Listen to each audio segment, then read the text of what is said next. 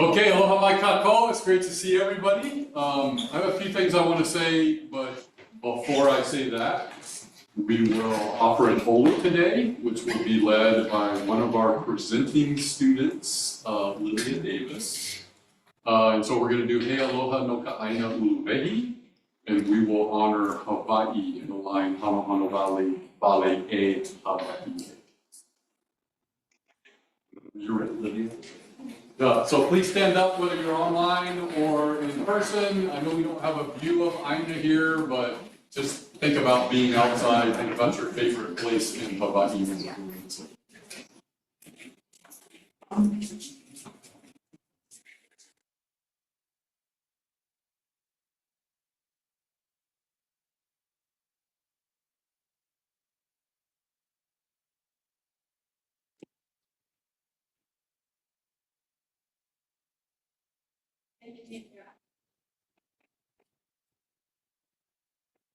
E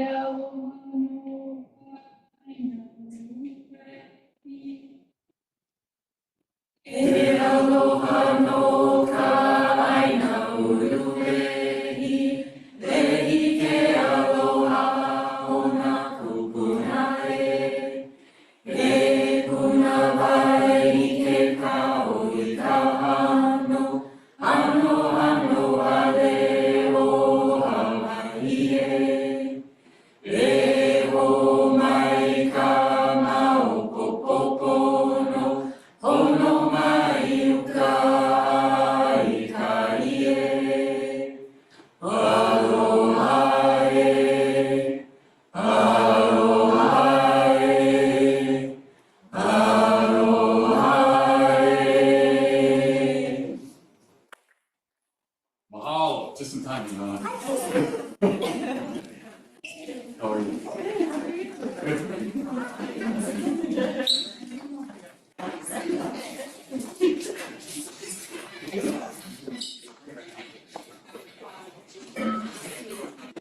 Great. Aloha mai kākou.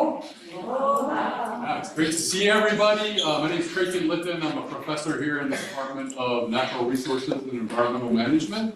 And it's my pleasure to welcome all of you today, whether you're here in person or whether you're online, to the final capstone presentations for the 2025 graduating cohort of the Masters in Environmental Management, or MEM, graduate degree program in NREM. I've been the instructor for both the class that these students took 2 years ago when they came up with their proposals, as well as the class that they took this semester for finalizing their capstone projects. And I'll just say that it's been a real pleasure. You're going to hear some really good presentations today, and I've been consistently impressed with these students, with their capacity, with their dedication, and with the quality and diversity of the capstone projects that they're going to present for you here today. I feel like it's a really wonderful reflection of our department. Very happy for you all that you're graduating, but also a little bit sad that you're not going to be with us in the department anymore. Know that you're always going to be here in the department in spirit and in heart. So don't forget about us as you move forward and do all these wonderful things with your lives moving forward. Keep in touch. Let us know what you're doing so that we can celebrate those successes. Also want to extend a warm mahalo to all of the NREM faculty and capstone panel members that have made these capstone projects possible for these students. You've given very generously of your time, of your energy, and in many cases of your financial resources to make these capstones experiences, and therefore this overall degree program possible for these students. I also want to extend a mahalo to the Hāmākualoa Foundation for their strong and continued support of our MEM program, in particular for local students in our MEM program. And before we turn it over for our first presentation, I just want to remind you that each one of these presentations will be 15 minutes, and then that'll be followed by 5 minutes of Q&A. We have a wonderful student that's going to be monitoring the chat for us. So if you're online and you have questions, please put those in the chat at any time. whether it's during the presentation or right after the presentation, and then we'll take questions both from the live audience as well as from folks online. So unless anybody has any questions or comments, then we can go ahead and get started with our first speaker, who is Kayla Hodges, that's going to talk to us about the global use of women in the Ranger Force. And hit record before you start. It says recording already. Tomoaki, are you recording? Yeah. Should I also record here? I think we should be okay. Okay. You need to come on the, Screen share? yeah, the microphone, yeah. The microphone's on. Can Okay. Okay. And then he's recording. On his video. As long as Is that it's today? Okay. I think so. Okay. And before we get started, we've had a request to honor all of our speakers today with lei before they do their presentations. Mahalo.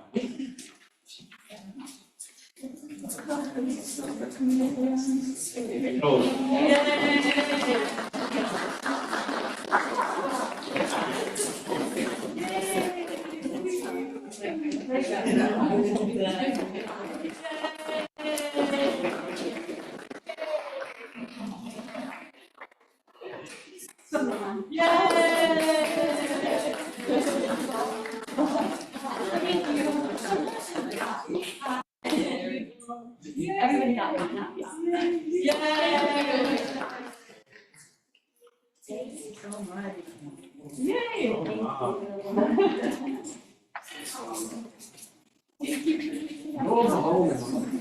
Whenever you're ready. Okay. Thanks, Dr. Litton. Good afternoon, everybody. Again, my name's Kayla, and I'm excited to share with you what I've learned during my capstone, where I explored the dynamics of women's inclusion in the Ranger workforce. As frontline conservationists where the rubber meets the road, Rangers have diverse skill sets. Sorry, I'm gonna start over. As frontline conservationists where the rubber meets the road, Rangers have a crucial role and diverse skills. They sit at a crucial intersection, bridging the gap between conservation policy and real-world action. But they're facing significant challenges. At 44%, homicide is the leading cause of on-duty death for Rangers, and a majority don't have access to adequate training or even clean drinking water while on patrol. And in recent years, there have been multiple incidents of violent enforcement and human rights abuses perpetrated by Rangers, clearly indicating a need for better hiring practices and accountability, in particular when it's been widely recognized that communities are critical to positive conservation outcomes. On top of all of this, with a worldwide 30 by 30 goal to protect 30% of the planet by 2030, it's estimated that we're going to need to increase the Ranger workforce by 300 to 500% in order to realistically accomplish this. So when we already have a critical workforce shortage, I found it surprising that only 3 to 11% of Rangers are women, which helped shape the focus for this capstone. There's not a lot of research on women Rangers, but what we do know is that whether it's due to family pressures, structural or informal exclusion, or gender roles and expectations, women face unique barriers to becoming and remaining Rangers. But the research gap still remains. What's the impact of women Rangers? To gain more insight, we can look at policing and conservation research to learn more about women and similar roles. Policing studies say that women officers are less prone to violence, men officers are 8.5 times more likely to receive an excessive force allegation, and women officers enhance perceptions of trust, legitimacy, and fairness. And while there's not a lot of empirical evidence, several conservation case studies say that engaging women increases community compliance and support for conservation efforts. So the existing literature tells us that involving women does make a difference and suggests that women may contribute unique skills and value to the Ranger workforce, which brings us to my research objective, which is to explore how the inclusion of women Rangers influences community Ranger relationships. I partnered with the Association of Uruguayan Park Rangers, AUG, and WWF Pakistan to complete a qualitative case study analysis on attitudes and perceptions about women Rangers, offering insights that can inform global Ranger workforce management. So why Uruguay and Pakistan?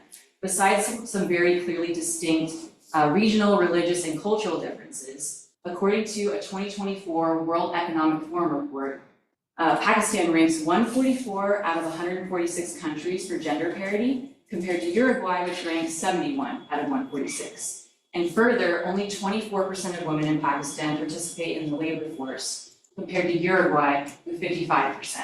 This translates to the ranger workforce, where only 1% of rangers in Pakistan are women. Comparatively, 33% of rangers in Uruguay are women. Using a case study approach sheds light on women rangers' roles in different contexts and allows us to learn about pathways to reduce the gender gap and improve conservation outcomes at local, regional, and global scales. This qualitative case study had 4 main phases. Number 1, sampling. 2, data collection in the form of interviews. 3, data analysis, which was thematic coding. And finally, data validation, with the overall goal being to develop themes grounded in the data. For phase 1, I used purposeful convenience and snowball sampling with the assistance of AUG and WWF to deliberately target individuals who had experience working with both communities and women rangers. There was a total of 46 participants, 3 women and 11 men in Pakistan, and 15 women and 17 men in Uruguay. And this was sufficient to reach theoretical saturation, which just means no new ideas were emerging. For data collection, I used both remote and in-person semi-structured interviews with 12 prompts, which allowed me to dig into this complex topic with organic dialogue. This also facilitated follow-up probing questions, which allowed me to expand on existing and emergent ideas that came out in the conversation. The interviews lasted approximately 1 hour, and this was adequate time to capture depth and nuance. And finally, I want to address some of the limitations of this study, primarily my gender as the researcher, cultural differences, and the big one, language. I leaned heavily on AUG and WWF for assistance here, and also used multiple validation methods to mitigate these constraints. So overall, these interviews allowed me to capture rich, in-depth responses and gave me the opportunity to build a rapport with the participants, which allowed for more candid conversation and more accurate data. Phase 3 consisted of a systematic qualitative data analysis process called coding. First, I used software to transcribe all 46 interviews. Then, using both inductive and deductive coding, I went line by line to identify distinct ideas like women rangers de-escalate tense situations or men are more suitable for ranger work, which ultimately generated a total of 180 initial codes. In secondary coding, I consolidated codes and then began looking for relationships, patterns, parallels, contradictions, to start extracting themes that link back to my research objective. This resulted in 10 key themes organized or grouped by country and highlighting key similarities and differences. Finally, I used multiple data validation methods to ensure that my approach was adequately rigorous, especially given the cultural and language differences involved. These included theoretical triangulation, where I compared my findings to existing studies, member checks, and peer debriefing, where I shared my initial insights with select participants and other researchers to get feedback like potential blind spots or bias or misinterpretations. Through this 4-phase process, I found that despite striking cultural and institutional differences between Pakistan and Uruguay, they do share similarities, or they do share themes when it comes to community ranger relationships. First, views on gender norms vary widely by region, in particular between rural and urban areas. I found that in more traditional and isolated communities, gender played a much bigger role in how rangers were perceived. Second, rangers from both countries agreed that proactive engagement is key to building healthy community relationships. So things like face-to-face communication, explaining the why between conservation rules and regulations, and genuinely listening to community concerns, with one ranger reporting. You have to give them that priority, to listen, and after you can tell them what you want, but first you have to take care of them. But this trust is incredibly fragile and easily broken, especially when there's disrespect or broken promises due to bureaucracy or lack of resources. As one ranger described, the government promises things that never happen or happen in a very long time in the future. When you come to punish them, it's immediate, but when you promise something, it takes forever. Now let's shift to the themes that set these 2 cases apart. In Pakistan, cultural norms in many communities restrict men rangers from engaging with women, including speaking with them, making arrests, or entering homes. Both men and women emphasize that women rangers are better communicators and they're more approachable, being described as more kind, more patient, better listeners, and as one ranger described, the female by nature is polite. She's respectful, she prefers cooperation over the use of force. This was seen to help build trust and resolve conflict more effectively. Interestingly, women rangers' presence also altered community behavior, where they're often treated with greater respect as guests in rural villages. As one woman ranger described, they were treating me like a princess and I was feeling honored. Our religion implores us that we should always respect females more. That being said, these women still face barriers to full participation, especially with work that's seen as too risky or too physically demanding. With one ranger citing the Kashmir district, which is very dangerous, males can go there and handle the situation, but females can't go there. They can go to the other districts and have better communications with the communities, like females and youth. And another ranger who said, females cannot patrol in the forest because in the dense forest, they cannot move and run easily. Females perform better in the local communities, but they don't perform better in the river or forest. Uruguay was a bit of a different picture. With women making up 33% of the ranger workforce, inclusion is more normalized. And while some rangers said, yeah, there are some slight differences between men and women, most said that it depends on the individual person, their education, their background, and their life experience. And as one ranger said, I don't feel a difference between men and women. It's more different because of the interests of the individual. This resulted in an attitude that gender does not impact ability and any ranger should be capable of performing any task. Because of this normalization, women rangers' contributions weren't seen as distinct from men's. But in many rural communities, machismo culture still exists. And as one woman described, they mock, they take more advantage of things. In those situations, you can't be soft. You shouldn't be aggressive, but you have to make your point. And while Uruguay's statistics indicate a more inclusive workforce, subtle gender bias still persists, especially in leadership. And as one male ranger described, I see a resistance of hiring more women, like just enough women, not more, like just enough for the picture. So to get at the heart of these differences, in Pakistan, cultural restrictions that typically limit women's mobility paradoxically enhance women rangers' effectiveness in community engagement. And in Uruguay, where women rangers are normalized and gender inclusion is assumed, they're not seen as bringing any distinct advantages and discrimination may go unrecognized.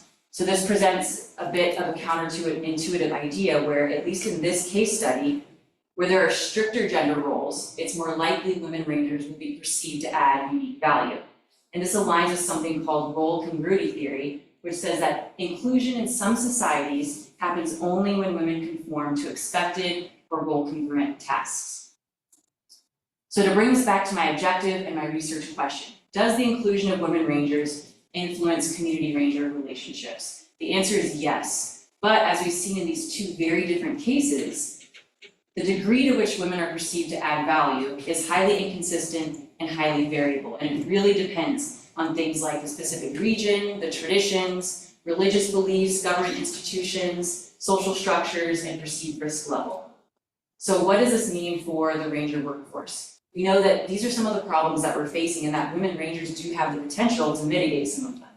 So if the overall goal is to increase the number of women rangers, a potential strategy is the deliberate emphasis of women's suitability for stereotypically feminine roles like caretaking, teaching, working with communities. And this is a bit of a double-edged sword where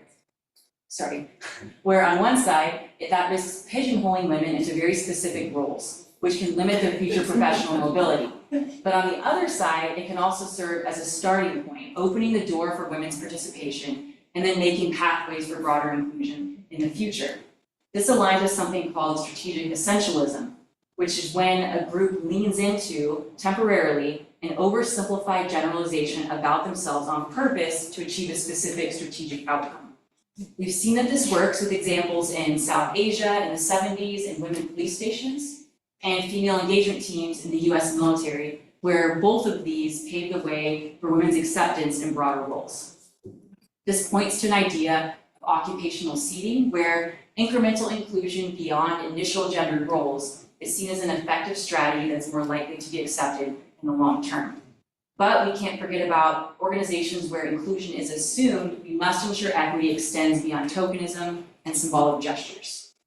Looking forward, I plan to share this study with an executive summary for collaborators and participants, and a journal article for a broader audience, which will contribute to a small but growing body of literature, forming the building blocks for a foundation of evidence-based support for the inclusion of women rangers. This outcomes-based approach, alongside a rights-based approach, is occurring at different rates to varying degrees around the world, but the bottom line is this is a slow and gradual process. In the meantime, I've been invited to join the International Ranger Federation's Women Rangers Working Group, where we're working to leverage the IRF website's global audience to share research like this, tools and resources for women rangers and employers, opportunities to connect, including regional groups, professional networks, and mentorship programs, and finally, stories from the field highlighting women's contributions. And the overall idea is just to facilitate a resource to empower women rangers around the world, whether they're in a location where inclusion is just starting or where it's well established.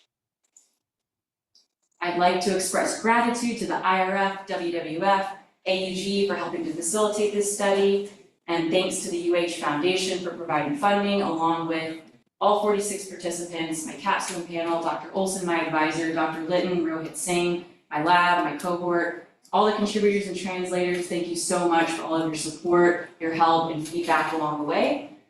Thanks for listening today, and I'm happy to take any questions.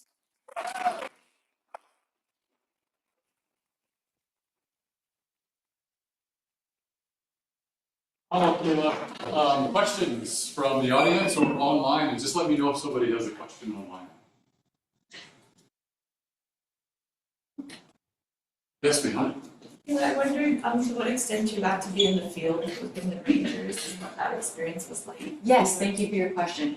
In Pakistan, I did not. We did remote interviews. I did get to meet one in person at a World Ranger conference, which was really cool. So we had a face-to-face conversation, which was nice. But most of the field time was in Uruguay, and with help with the funding, I was able to rent a vehicle and drive to all these different protected areas and spend time with both men and women rangers and interview them at the different protected areas at their ranger stations. And it was a really awesome experience, and then seeing them do their work and getting to spend time with them.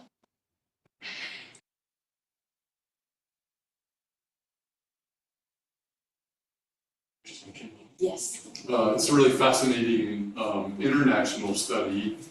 We also have a strong need for conservation enforcement and work with communities here in Hawaii. So I was just wondering if you think any of what you learned in this study could potentially be of use to us here in the islands? I think so, from perhaps a more broader sense. You know, pulling back the onion a little bit and looking at the deeper lesson here, I think really is context-specific conservation strategies are needed, which I think everybody in the room is well aware, like place-based conservation strategies, so that reinforces that.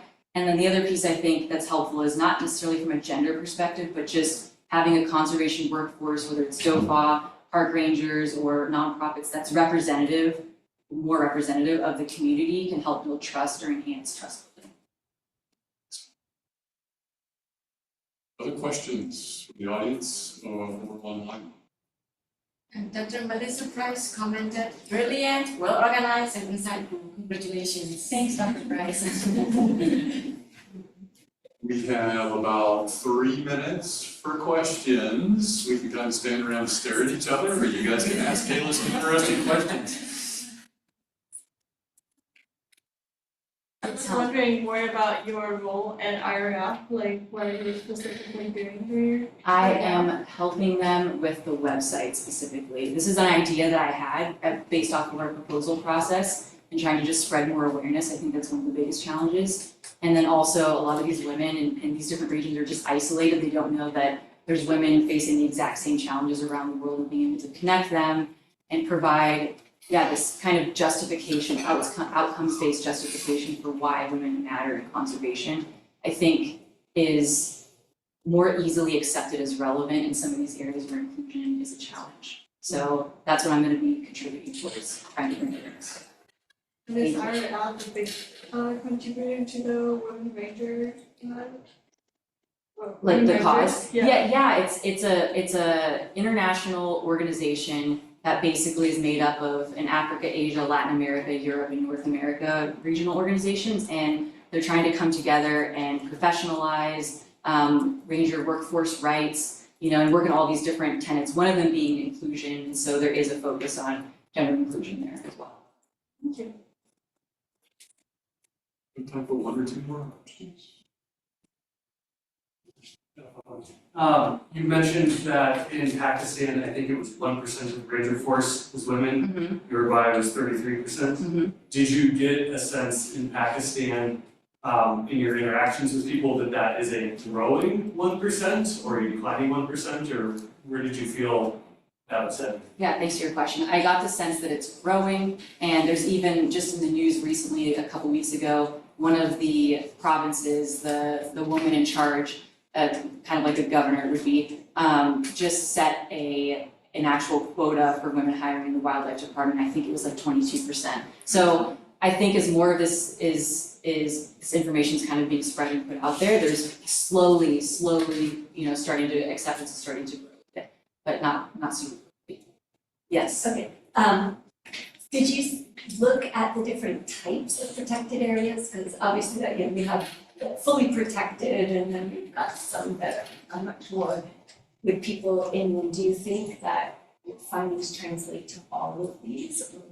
It's hard to say. The protected areas are so different. In Uruguay, people live in the protected areas. There's full communities doing agriculture in there, whereas Pakistan, not so much. So I found the diversity there in the protected area type. Like, I don't know. I think that the takeaways kind of translate at a broader level, but it points to like even site-specific strategies would have to be figured out because of those variables. Like the protected areas are so different, the communities around them are so different. So, yeah. Oh, okay. Yes, please. Oh. She started a little bit. I thought the seeding strategies is really interesting, and I was just wondering about your thoughts on applications to other settings, to other equity fights. Because there's pros and cons, right? And if you see the pros and cons of that approach. Yeah, and I think I was pretty confused when I first started analyzing the data. A lot of this confused me until I was able to get in the literature, the gender literature, and look at some of these theories. Because like you're saying, there can be potentially negative consequences of this. Because we saw in some of the quotes in Pakistan, they're like, yeah, women are great, but they can't do these things, they're only good for communities. And so I think that you start to see kind of like the creep there a little bit of going down that path of this is all that women are good for, and that's a bit more of the challenge with that occupational seeding strategy. So I think figuring out specific ways to overcome that within the context of the specific protected area is the best way to try to mitigate that. Oh, Kayla.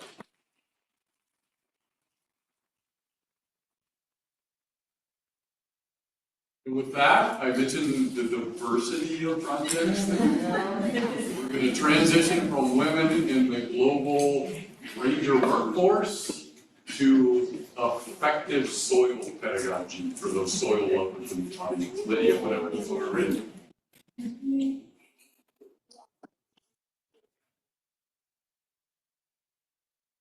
Did you say, Kayla?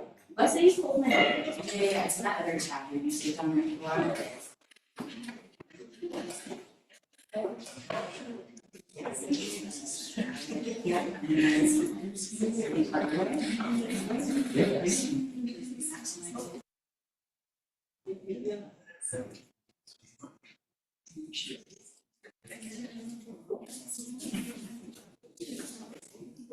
Okay, cool.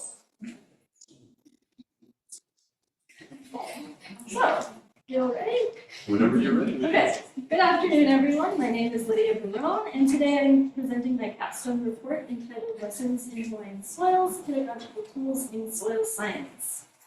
My panel committee is Dr. Susan Earl, Dr. Creighton Linton, and one of my favorite people in the world, Lyndon Schneider. Okay, so a little bit about me before we begin. I'm originally from New Mexico. I grew up with a great appreciation for the earth, which led me to get my undergraduate at Eastern New Mexico University in environmental sciences. For the 3 years that I was there, I was a supplemental instructor for introductory geology courses, and I found that I enjoyed interacting with the students and introducing them to new topics. I found a lot of value making class an interesting and an interactive experience. These are values that have carried over into my position here at UH as the TA for the NREM TPSS 304 Fundamentals of Soil Science course. Soils are the foundation of life, playing a crucial role in supporting ecosystem and human civilization. However, soil degradation and soil loss pose significant threats to food security, water quality, and climate stability. Educating future generations about the importance of soil conservation and management is crucial for sustainable land use practices and environmental stewardship. Soil monoliths, which are pictured here, are vertically preserved sections of soil. Monoliths are visually striking and have the capability of piquing curiosity, leading to inspiration and interest in soils. Incorporating monoliths into the NREM TPSS 304 course is a perfect opportunity to introduce students to topics in soil science, like soil forming factors, organization, and soil diversity. Lastly, the NREM department's collection of soil monoliths, also pictured here in its entirety, is rather underwhelming, and the department could benefit if the collection was expanded to be more representative of the soil diversity that's present here on the wall. Soil scientists in the United States have developed a classification system to group soils based on similar properties.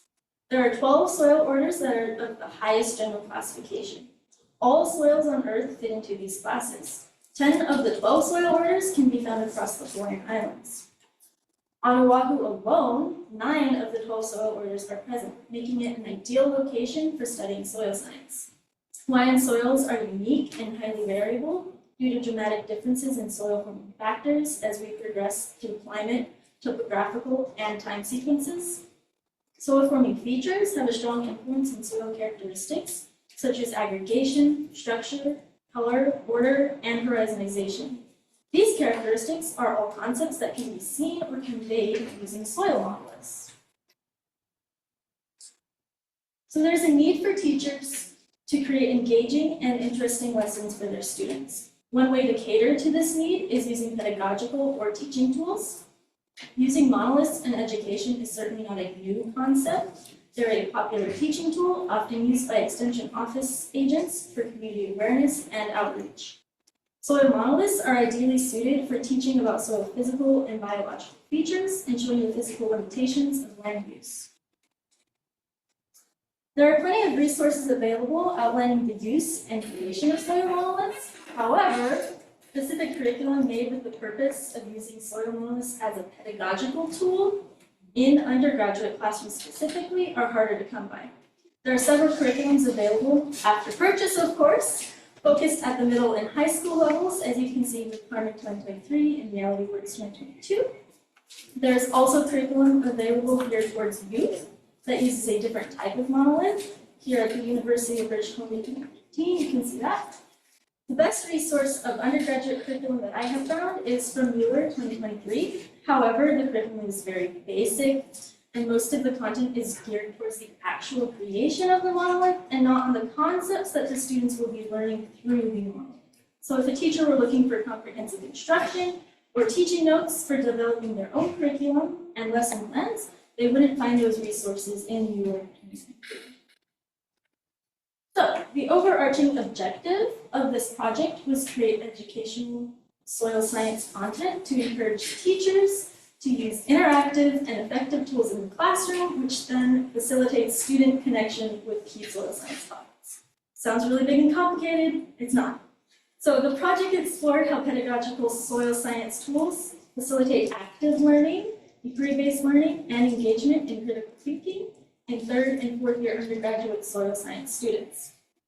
These objectives are addressed through the creation of soil monoliths and the investigation of their pedagogical effectiveness via the completion of thought questionnaires by undergraduate students in the TPSS 304 Fundamentals of Soil Science class here at UH. So, there are 2 main steps of preparation when making a monolith. The field methodology, which is the physical acquisition of the soil, and the lab methodology, which is the way in which the soil characteristics are preserved.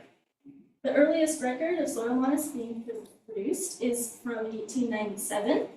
And since then, the process has been reworked and improved upon continuously, though not many methods touch on the hardships that come with preserving tropical soils. So, in the field, as you can see up here, soil monoliths are collected by locating an exposed horizon or digging a soil pit, carving out a column of soil and letting a frame into the profile, and then carefully extracting and securing the soil for transport. I followed a mixture of methods from Mueller, Nielsen, and Barron and Bonner.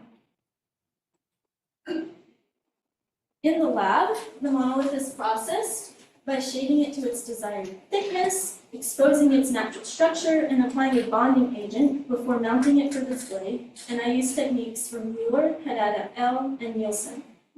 The monolith created for this project was from Lion Arboretum. It's the order Andosol, and it's the series Tantalus.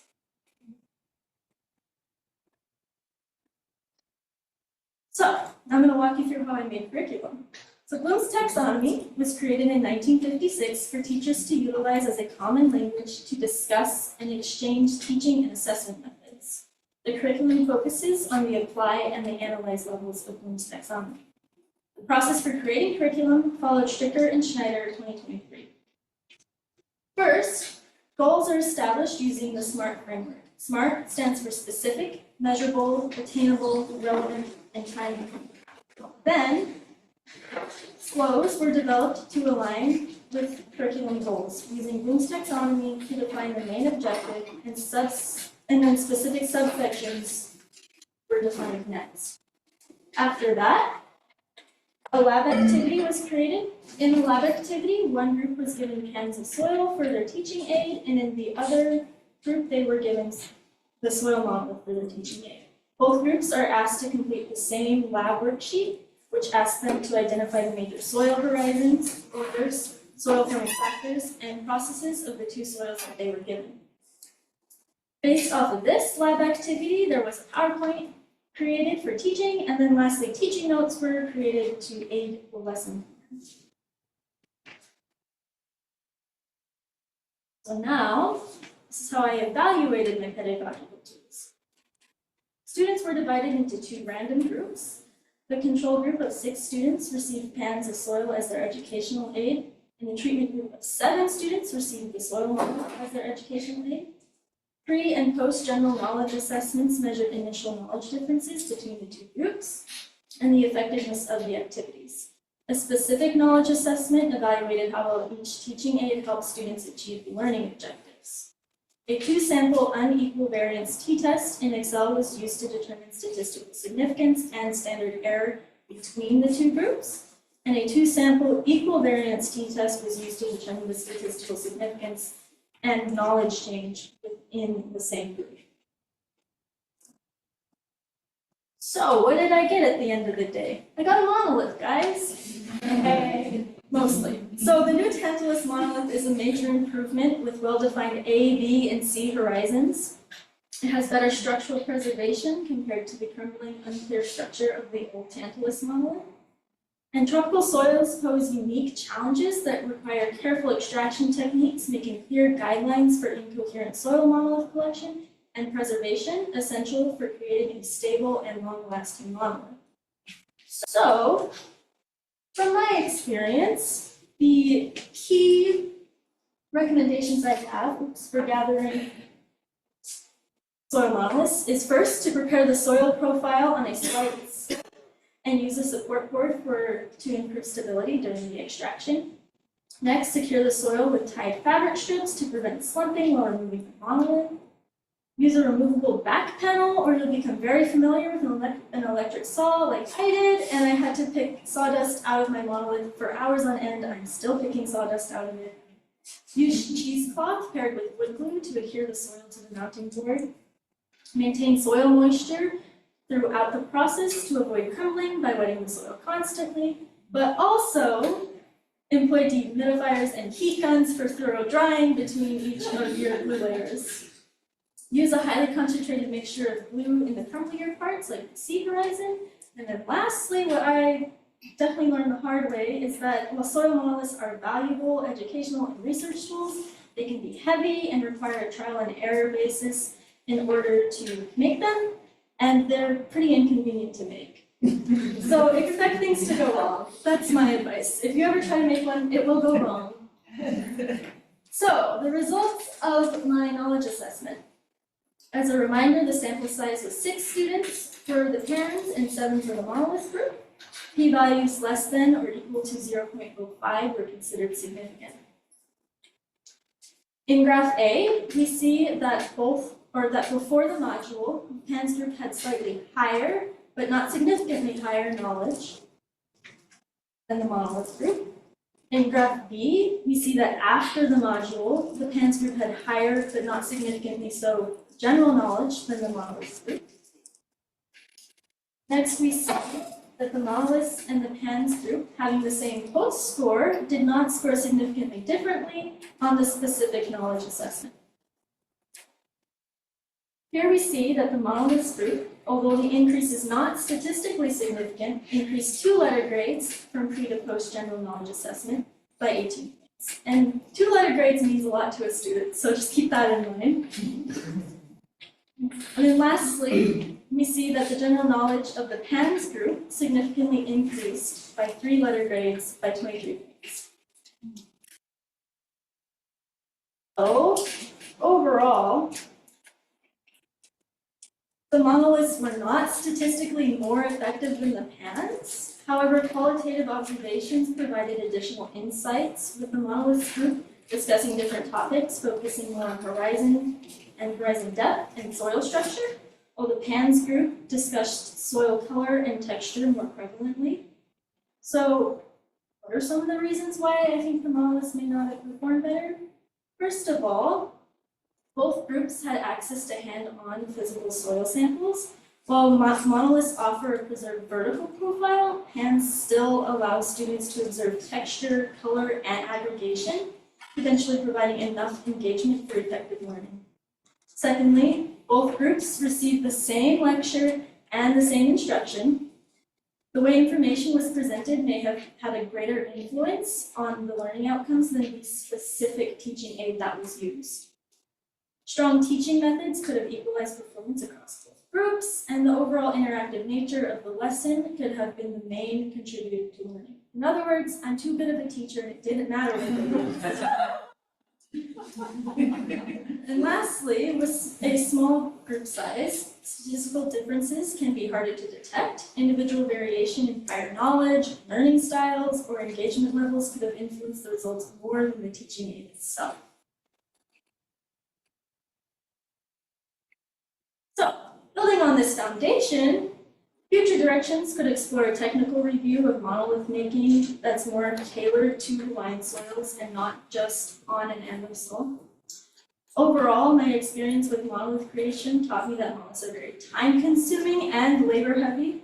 However, in my opinion, they are worth the time and energy because they are useful as a tool, and also I think they're really cool. So, as mentioned previously, there are a few resources available specifically for creating monoliths in tropical soils, and therefore the write-up of my monolith procedures that will be included in my final document can help contribute to the literature available for creating monoliths in tropical soils. And hopefully, someone will continue to expand the NREM collection of monoliths until we have a collection that does justice to the soils here in Hawaii. And then next, the curriculum analysis highlighted the effectiveness of inquiry-based learning in engaging students with soil science concepts. Another direction I would go if I were to do this study again would be to increase the number of students. As you can see here, that's all of my students, basically. So the curriculum study, since it had a small test pool, if I increased it, I might have different results. Lastly, I uploaded the curriculum to the CUBES platform, which is a platform created to share curriculum across the teaching community. And I look forward to seeing if teachers will find my curriculum to be a useful resource. There's my references. And a huge thanks to my Capstone members who have helped me curate this research project and who have remained excited and encouraging as this project has taken shape and changed forms many times. And also to Kayla for helping me with my direction. Thanks for your trust, Kayla. Okay. Questions?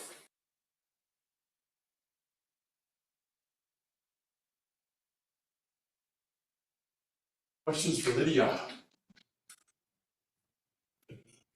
Who do you think is your target audience for the teaching material? Like what grades are you hoping to teach about this? So for the teaching material that I made, it was specifically geared towards undergraduates, but I think you could easily alter the materials that I made to basically be geared towards any age. So it's so cool to see you. I remember in NREM 600 last year, and you were talking about monoliths. And I was like, what? So it's really cool to see you come this far. So I'm going to ask you a statistics question. Okay, so you had two groups. Were their scores normally distributed? And what tests did you use? I don't think I looked if their scores were wrong, Okay, but how you compared them? Yeah. Yeah, I mean, so you might, because you, that was the data I had, so I was like, I gotta use it. right, but there are different tests, right, for normal distribution versus non-normal, and so you might want to check, you may have more significance using instead of a t-test, right, Okay. using the That's good. yeah. It's so exciting to see education focused accents here in NREM. It's a growing area for us. And I just wondered, just as someone who obviously cares about teaching and teaching soils, what you learned about teaching soils effectively, but also teaching in the environmental field effectively to this undergraduate group. I mean, I don't know if I learned that, well, you have to talk to your students first of all, but the best way to connect with your students is to talk story with them, which is, talk story is a term I never heard until I came here. So I think that's something that I think I learned the value of while I taught here. So yeah, talk to your students, guys, not just about their homework, but about what's going on with them, because they like that, and if you believe in them, they'll believe in themselves, and then they'll want to do good for you and for themselves. So that's probably what I learned most. So, I have a two-part question. My first one is, why did you select the tabs in this series? Like, what was your selection process like? And second, if you were to do this all over again, considering you had more options, would that change? Like, what would you look for in terms of maybe like trying to the soil order because it's actually sound? Okay. Well, the main reason that I chose Kandal is because it's easily accessible.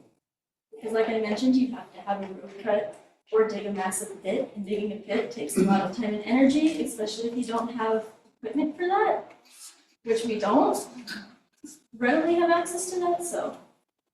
But would I choose a different, if I were to do this again, I think I would, like I said, be more focused on trying multiple soils and evaluating the monolith extraction technique for multiple soils and not just, that's what I had time for in my 2 years here. And yeah, so I would focus solely on extraction. Oh, Lydia.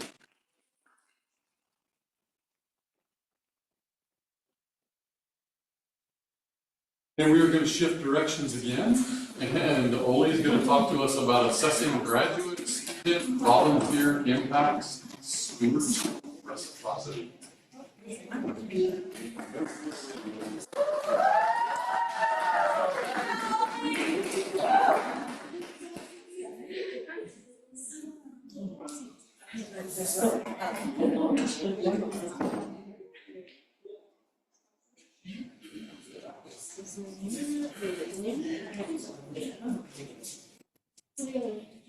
Yeah, that's how I try and do that. Oh, this is mental game here.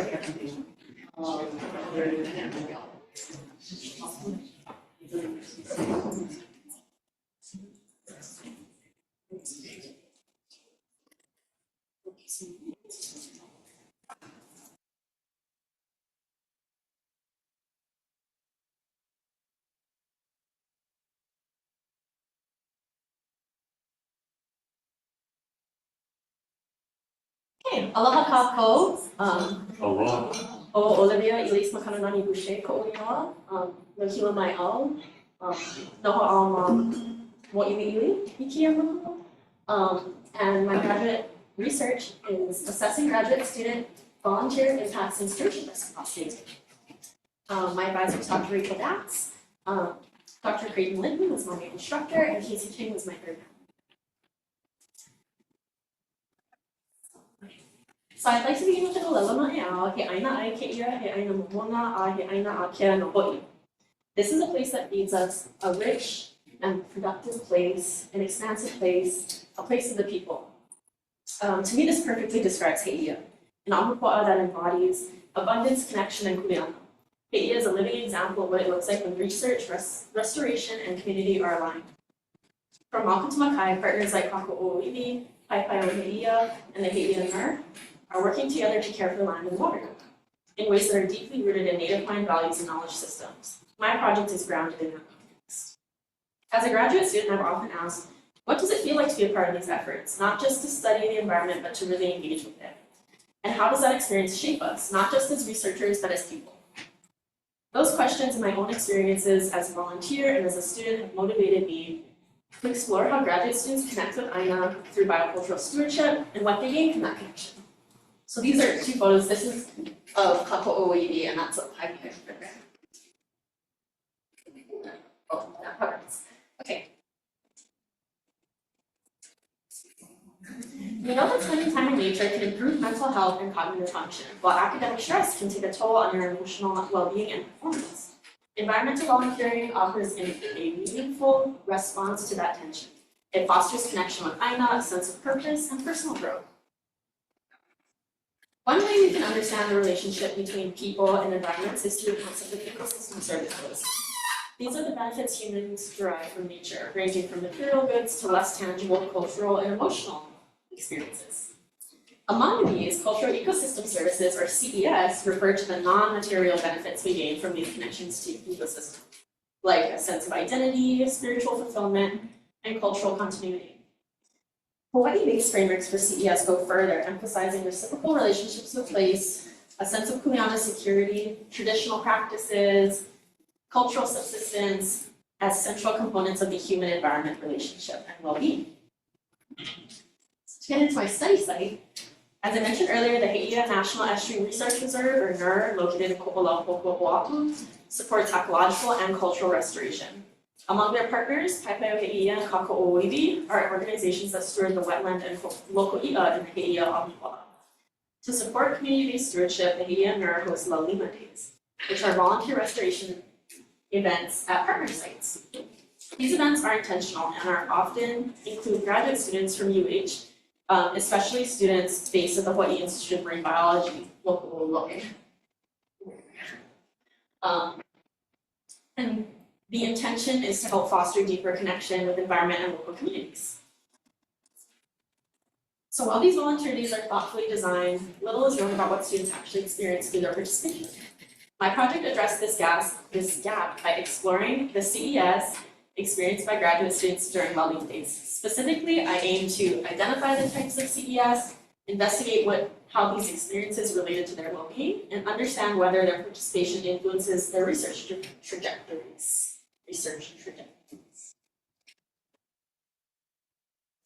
To do this, I conducted 14 semi-structured interviews with graduate students affiliated with the He'ia NER, but importantly, I attended a lot of well-being meetings. That's a picture of me bivouacking with one of my mentors, Amy Sato. But these interviews were recorded, transcribed, and analyzed using in vivo to uncover common themes and meaningful patterns. Findings from the interviews informed the development of a follow-up survey designed to measure the CES and well-being impacts on a broader scale. Unlike typical visitor metrics, this survey focused on the quality of the experience, not just the number of volunteers. The survey was piloted during Dr. Lima days to assess whether participants would complete it, how long it would take, and to identify any areas for improvement. So moving into the results, it's really important that I explain that this is not my first time sharing these results. Prior to writing up my final capstone paper, I reported back to my collaborators at the NER, Paipai, and Kāko'o, and throughout the analysis, I was meaningful of how to interpret the data properly, appropriately, and share my findings back helped to make sure that findings were rooted in place and contextualized properly. Just making sure it's situated in the environments that it was gathered and that it was helpful to the communities that I extracted it from. So these are examples of, I printed out visual aids to share. So a picture of what it looked like to code and what it looked like when I was transcribing. And kind of just having a sit-down conversation about it was really, really nice. I also created this graphic, which is very information dense, so you don't need to read it now. I implore you not to, you're gonna get a headache. But I printed it out so my collaborators could look it over at their own leisure. And I think creating a visual output was important for ensuring my findings resonated with them. Now I'll explain what each of those pieces meant. So, building connection. One of the strongest themes that emerged was connection. Lalimades fostered relationships across many layers, to Aina, to peers, to community, to place. And students emphasized not only making new connections, but strengthening old ones, and deepening their sense of belonging over time. Emotionally, Lalimades sparked a wide range of experiences. Students described feeling grounded, inspired, humbled, and joyful, but they also acknowledged moments of nervousness that led to trust. Oh, I forgot to mention that I'm displaying quotes that I pulled from those transcripts and read them at your leisure as I talk. But the hands-on work helps students get out of their heads and into their bodies, which many found deeply healing. These emotional experiences fostered resilience through the challenges of grad school. So another major theme was values alignment. Students talked about sweat equity, finding meaning and physically giving back to Aina and community and not just doing their academic work in place. They also expressed a growing sense of reciprocity for wanting to understand cultural values and contribute respectfully. Beyond personal growth, Lalimades also supported educational and professional development. Students gained context for their research that's hard to get from just the classroom alone. Understanding the Hāmākualoa system as a living dynamic space really helps to foster this interconnected relationship. It also challenged them to reflect on the ethics of research and build partnerships grounded in mutual respect. And finally, a deep connection to Aina and improvements in well-being were central outcomes. Students found that physically working with the land, hauling stones, weeding, outplanting, fostered a strong sense of internal stewardship. They also described it as a way to manage stress and reconnect to their purpose, especially amidst the craziness of grad school.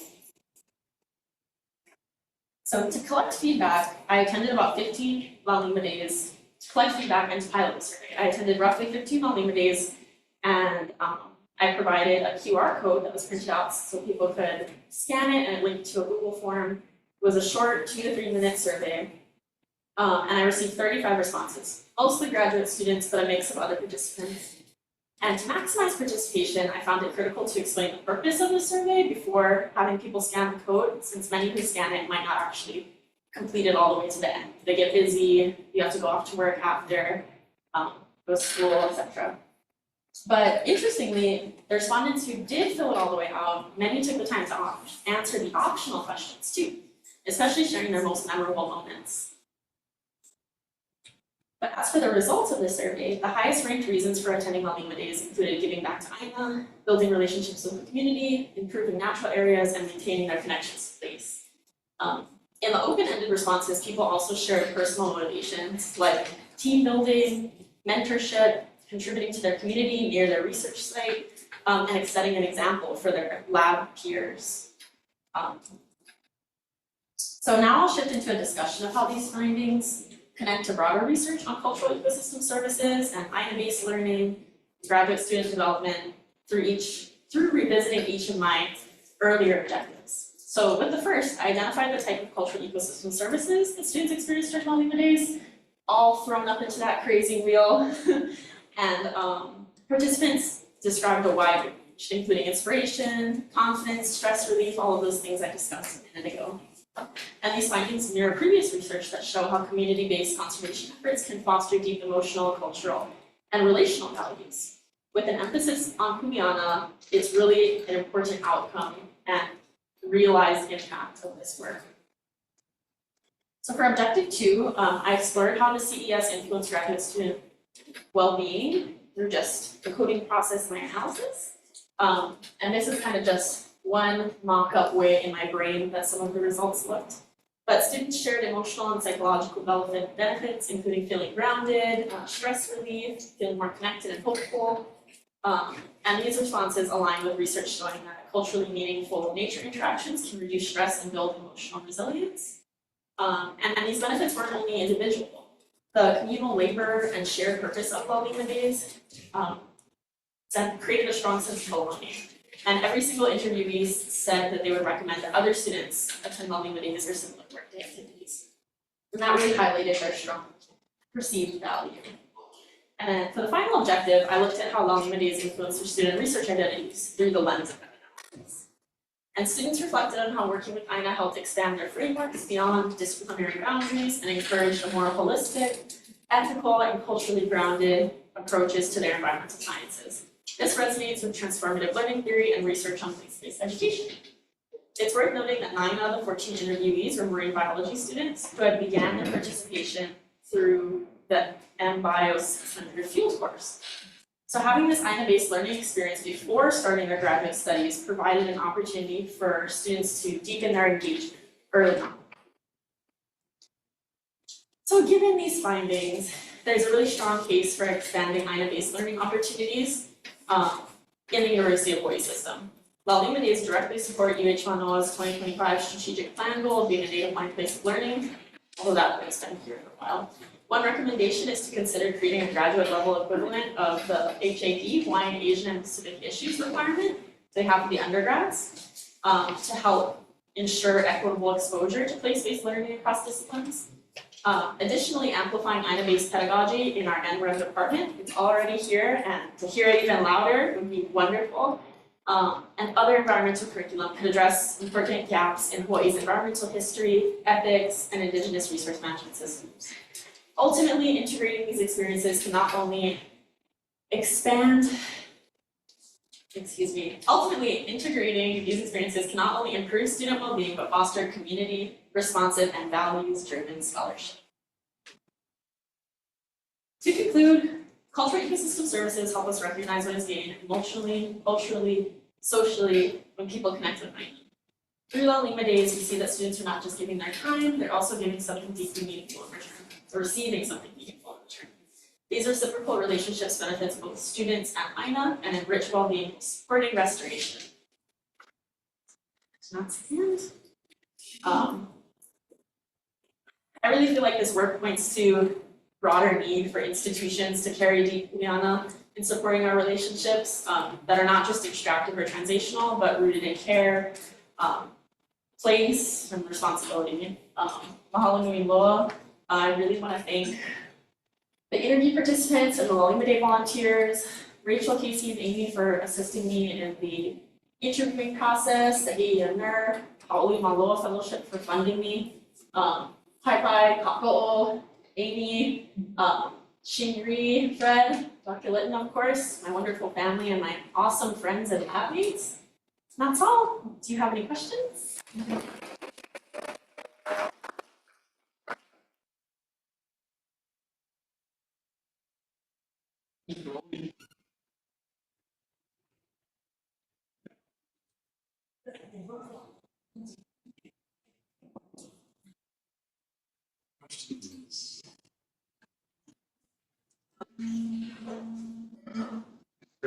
Oh, you go, you. I have questions for all the time. Okay, yeah. So this is really interesting and it complements a lot some of the work that the NREM class is doing this semester where we partnered. And I would love to see more engagement with community groups, but how do you propose kind of navigating the demands on these groups for NREM classes, right? So how do you see this, like you want to expand it, but do you have suggestions for that process and exchange? I think that's a wonderful question. Dr. Olson's question was around how NREM 601 actively collaborates with the community and how do we further that without putting too much stress on our community members. And I think what comes to mind is some of the research that our department has done previously and Dr. Vaughn has done with the Aina Viz and kind of mapping out different stewardship organizations across the Hāmākualoa.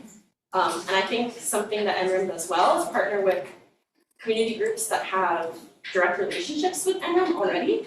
But I think an idea would be to go beyond that and start knocking on the doors of groups that have never partnered with NREM before, or maybe don't have ties to the university yet, and kind of have things that they want to get done, management plans or restoration work that they need done.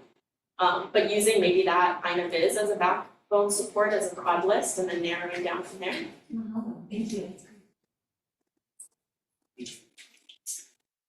That was awesome. And you did a good job of situating it in the existing literature. I was wondering, how do you think that,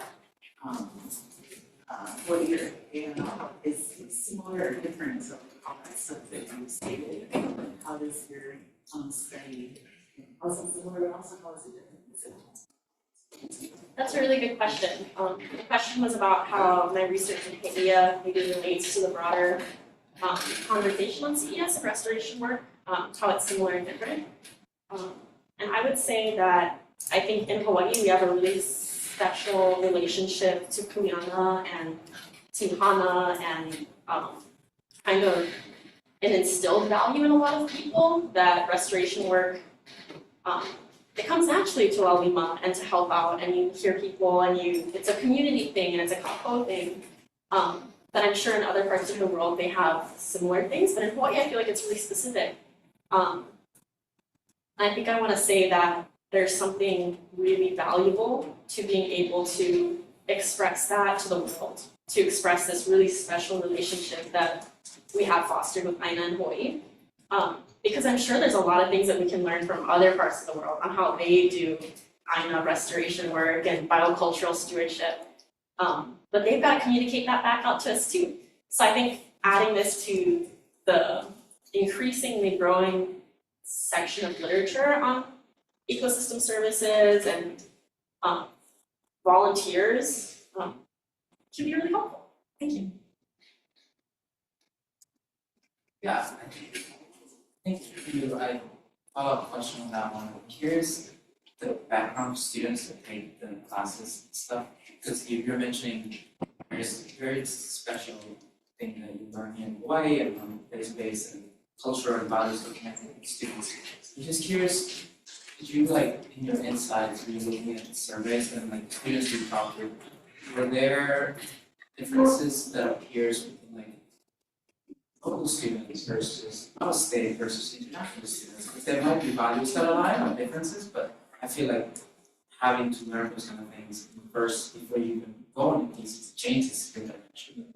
This is more broad. I think that's a really great question. Thank you for that question about how perhaps the demographics of the people who were interviewed related to some of the findings. I did not aggregate based on living, what would you say, born in Hawaii, native Hawaiian, from out of state, international. But I do believe that the majority of the students interviewed were not from Hawaii originally, which really made these findings interesting. It was maybe about a 50-50 split, but I think with a larger sample size and perhaps with the use of a survey where you could easily have people check boxes so you could filter out what your zip code is, maybe would be a really good way to differentiate and kind of make those types of assumptions based on where people are raised and where they've spent a lot of time. But I think that would be a really great next step for this research to be able to aggregate in that way. Thank you. One quick question. You mentioned marine bio class, and I wondered if you have suggestions for something similar in NREM. Related to that, there's this issue of how often students engage in a place and how that affects, changes their research, changes their relationship, and I wondered if you looked into that, repeat participation based on the days or doing their thesis in that place, or how that unfolds into a deeper relationship. That's a really good question. The question was around how do participants, their research unfolds based on the quantity of time that they spent doing Olima days, and how long the day participants are repeats. And that kind of ties into the survey also, because in that pilot survey, we did have a question about, is this your first La Lima Day? And of course, the interview participants, they've all attended more than one La Lima Day, like generally lots of La Lima Days. And so based on that assumption, knowing that they've spent a decent amount of time engaging in non-scientific work in their INA, I feel like what resonated deeply was the thought about research ethics and about the longer you spend in place, the deeper your emotional ties to that place, the deeper your insight kuleana is, and how that filters and shows in people's research. And that like maybe less extractive research practices, people said like, oh yes, you know, we really dislike the term helicopter researchers. And this is coming from these students, that they're amongst themselves having these conversations and identifying that like, I don't want to be like that. I love spending time here and talking to people and stuff like that. But I think utilizing the survey in that way, that's a different way again that you could aggregate based on quantity of time that people have spent going to La Lima Days versus how they rank, you know, feeling connected or on or stuff like that. Thank you. Oh.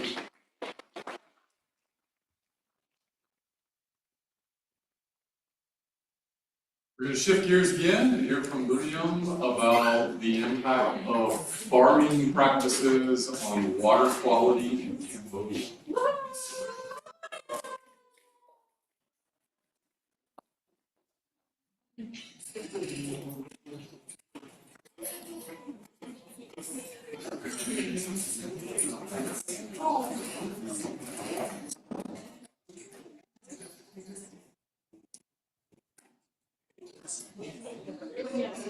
I think your presentation's already up, you have to have to switch on.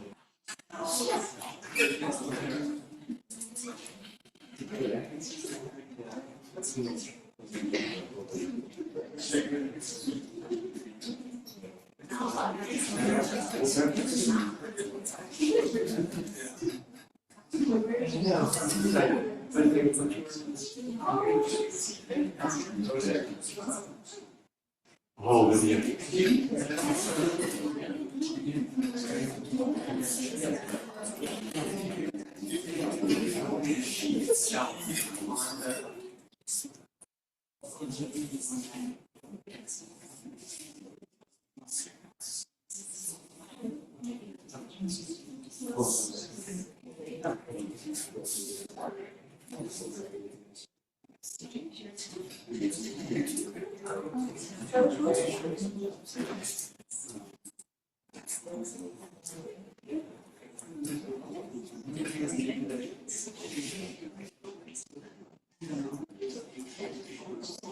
Whenever you're ready. Yeah, go ahead. Good afternoon, everyone. My name is Bunneam Chhimcanal. I am MEM student at NREM department. So today I'm very honored and also nervous to do the presentation of my research project related to farming practices and implications for water quality and sustainability at Am District, Kandal province in Cambodia. So start from the general problem. I just want to review your general knowledge related to what activity will impact to the water quality. There are human factors such as human activity and natural disaster. And one of the human activity is agriculture.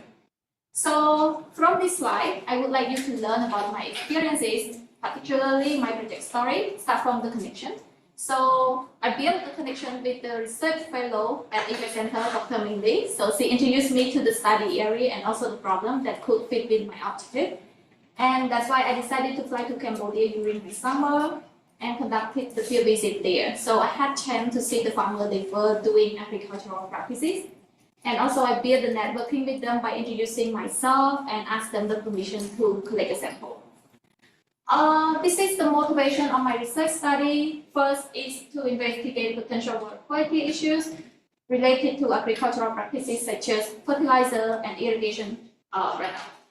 And also to develop strategy to adopt the sustainable practices for the future research. And one important is to keep our water sources safe and sustainable. So for the background, I highlighted on the problem statement. So maybe most of you already know nowadays the population is growing. That's why the demand is increasing. And one of the demand that is increasing right now is local food production. That's why GIZ 2020, they mentioned because of that problem, likely imposes farming practices which impair nearby water body. And one of the researchers, they mentioned fertilizer usage, particularly when we don't use it properly, it can result in nutrient leaching to the water system like groundwater and street water. This is my primary objective, is to examine the nutrient and irrigation runoff near the farm to document water quality as a function of the farm activity. So I have the research question. So the first question was asking what agricultural practices are correlated with the water quality. And the second question, does agricultural land runoff change the water quality? So these two questions connected to the water testing result. And last question was asking what are farmer perception on enhancing water quality? So it relates to the result of my qualitative research. And here is my study area. And if you look here, this is the Cambodia map. And my study area is located in Hāmākualoa commune and district, Kandal province in Cambodia. That is my hometown country. And in Cambodia, we have one major stream water. It's called Mekong River. But when that river across the Kandal province, we don't call it Mekong River. We call it Bassa River. And because I choose to study about the farmer behavior in agricultural practice and also the hydrological outcome like water testing, it is in social hydrology framework. So first framework that I use, water sampling and testing. If you look to the GIS map, the water flow from the top to the bottom, and there are 3 samples like you can see. So the first sample I took one from the Bassa River upstream and one from the Bassa River downstream. So the reason I took 2 of these because I want to study about the impact and difference of the water quality when it's across the farm area.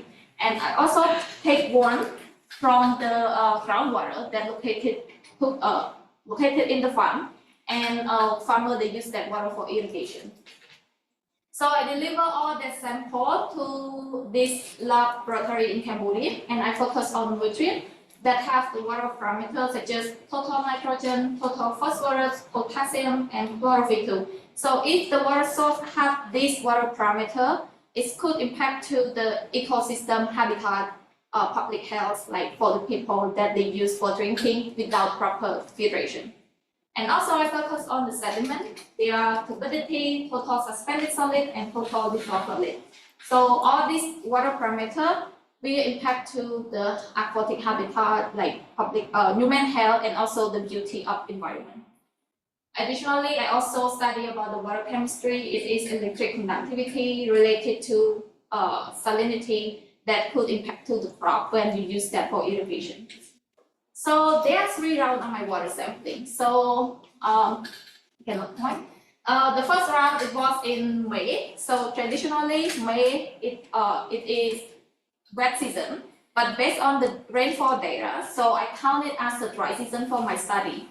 So it was in the crop cycle plantation and care, and farmers they use it for irrigation and fertilizer.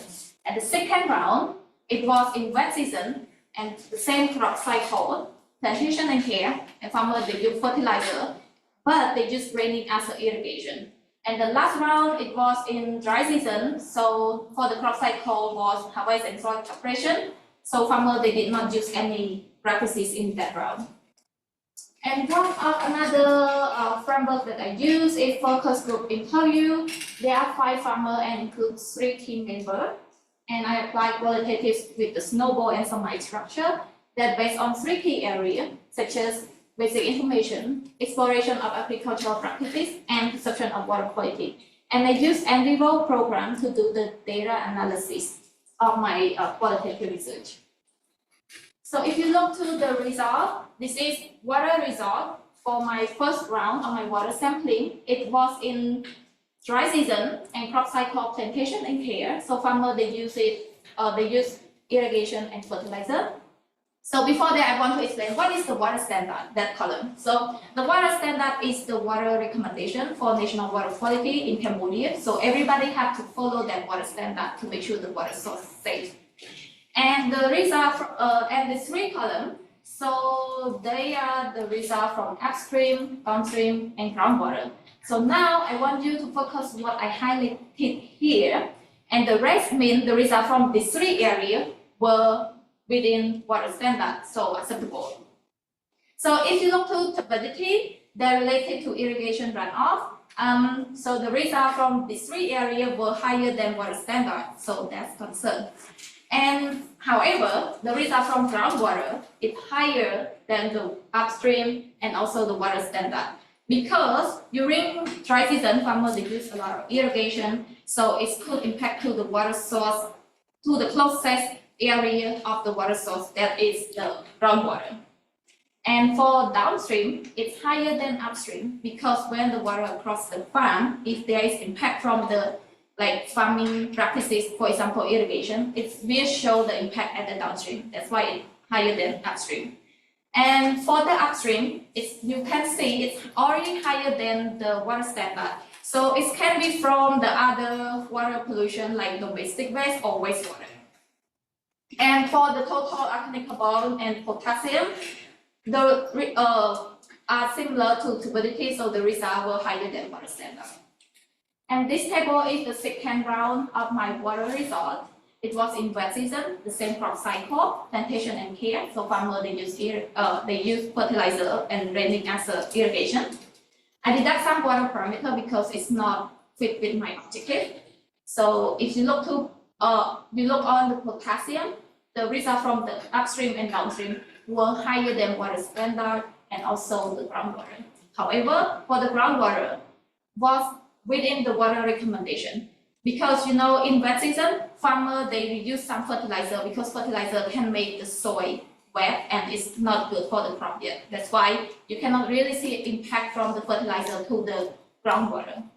And for the stream water, it's higher during wet season because raining can bring all this water parameter to the stream from other places like domestic or wastewater. And for the electric conductivity, so the result from groundwater, it was higher than water recommendation because it is the natural seasonal variation is related to soil health, so that's why it appears a lot in the groundwater. This is the last round of my water result. It was in dry season, so crop cycle, harvest, and soil preparation. There were no any practices in this round. That's why you can see the results in better than the last two rounds.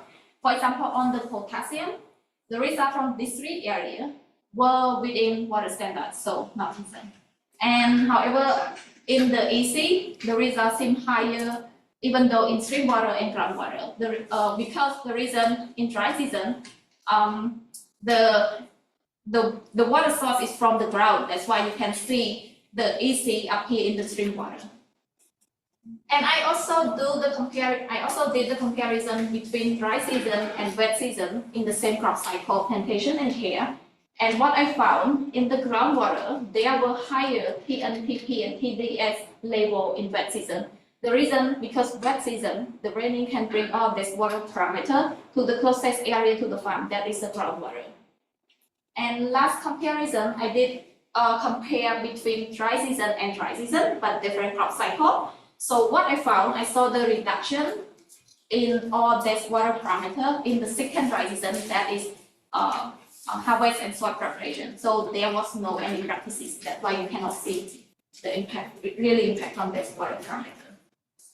And for the interview, what I found, to find out the 5 farmers they mentioned, we know fertilizer are good for the crop, but too much is bad for the soil and water. We have no choice. We want the better yield. I totally agree with this statement. So that's why we really try to find the solution and recommendation for the farmer. And last but not least, for my interview result, by other 5 farmers, they mentioned the water looked dirtier after heavy fertilizer use, but it could be from at the farm and also from the rainwashing. And that's why I did the water testing result to know the actual water result that is from their farm or from other place. Here is the discussion. So I did discuss separately. So on the water result, what I found in PN, PP, PDS, TS, and chlorophyll, all these water parameters were acceptable limit, no immediate concern. But to answer my first question, what agricultural practice that could impact to the water quality based on the higher of potassium level. It can be fertilizer residues. But you already see when the result from the upstream is already higher than the water recommendation. So it should be from the additional sources such as urban development, domestic waste, or wastewater. To answer the second question, does irrigation runoff impact to the water quality? Based on the higher level of turbidity, it can be from irrigation runoff, but also can be from urban development. Additionally, the electric conductivity remains high. It could be from the natural processes and past nutrient loading. And for the discussion on the interview, to answer the last question, what their perception on water quality. So Cambodian farmers, they acknowledge their detrimental effect on the water quality, but they also recognize the benefit of fertilizer for the crop productivity. And this is the overall interpretation of my study. So sediment and nutrient runoff from the farm and also from the urban development could contribute to the water quality degradation, but not in the severe condition because some of the water parameters were acceptable, were within water standard. Together, the study highlighted on the urgent need for the context-specific intervention, for example, the farmer education program, to support water quality improvement and also the long-term in the region. Come to the last point for the conclusion. My study provides valuable baseline data for the water quality trend and also the regional agricultural practice for the future research. I also have the suggestion for the next researcher should investigate on non-agricultural pollution source to develop more comprehensive watershed management strategy. Thank you for listening.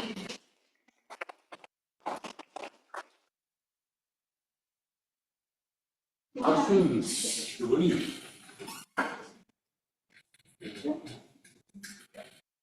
Great job, Bunneam. Really want to compliment that your effort on kind of collaborating through this water quality test. It's very interesting to see it's very interesting to see that a lot of nutrient is not exceed the limitation, which is a good thing. But interesting to see the potassium that is exceeding the limit. And I was wondering what kind of crop they are growing or planting here. Is it necessary to actually add more potassium in the fertilizer? Maybe that's something they can consider to use. Thank you for the question. So actually in Cambodia, farmers mostly they practice diversified crop, like they planting corn, they planting onion, like kind of diversified crop.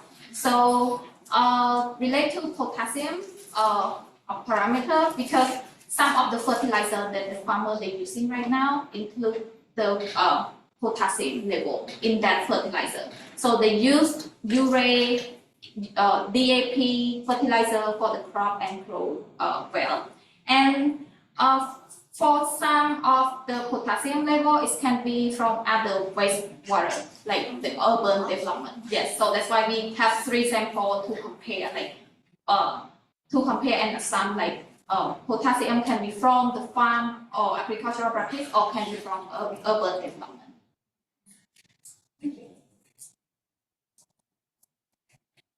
Questions?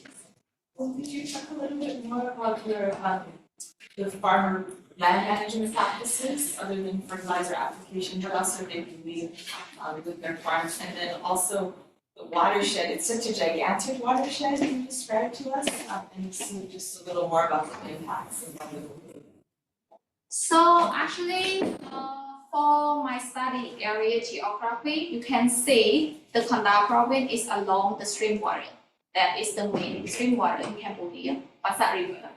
So farmer they practice the crop cycle like year rotation. So they practice crop cycle, and then for these 3 months they plant this kind of the crop, like for example corn, onion, and then they harvest it and they keep doing another crop type.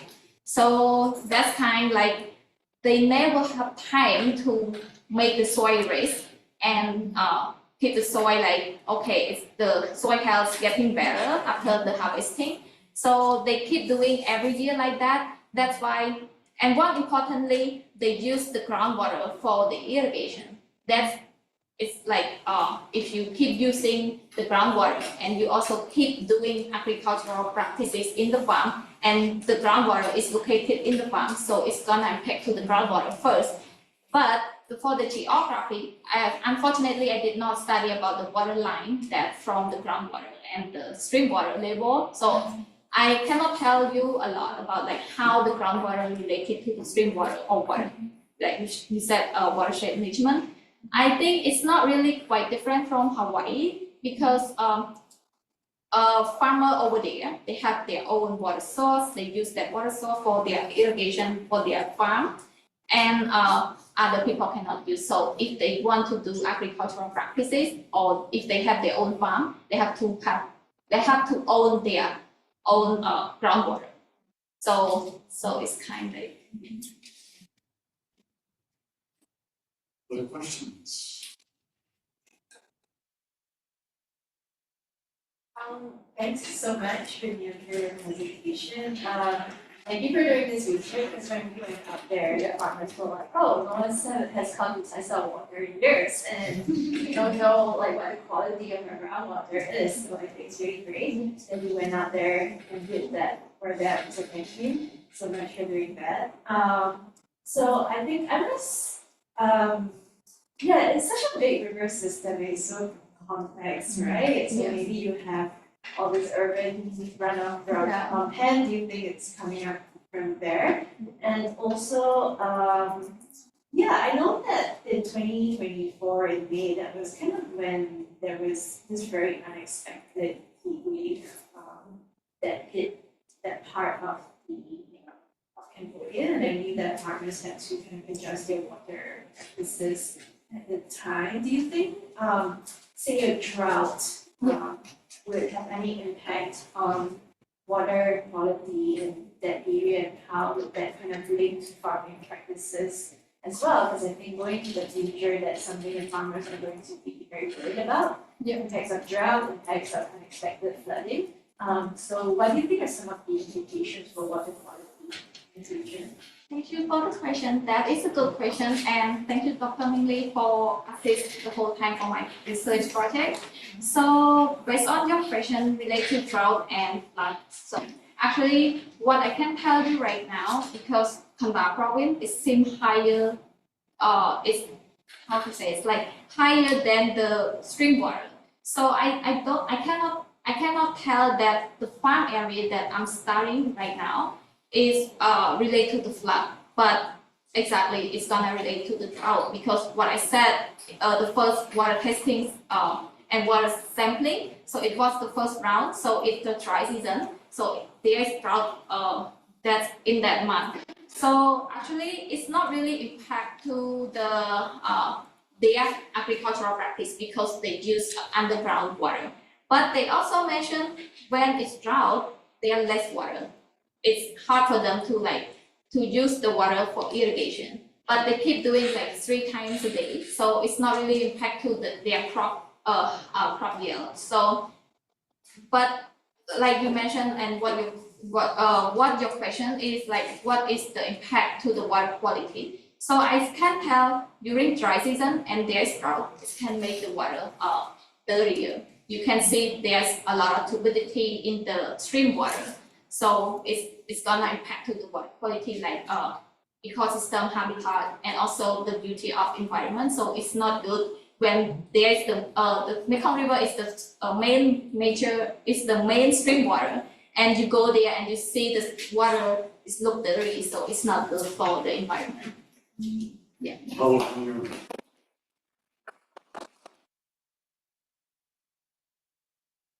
We will stay on the topic of Vai, or water, for our next talk. And we're going to shift from Cambodia to Hāmākualoa, Maui, and water in the context of floods and community resilience.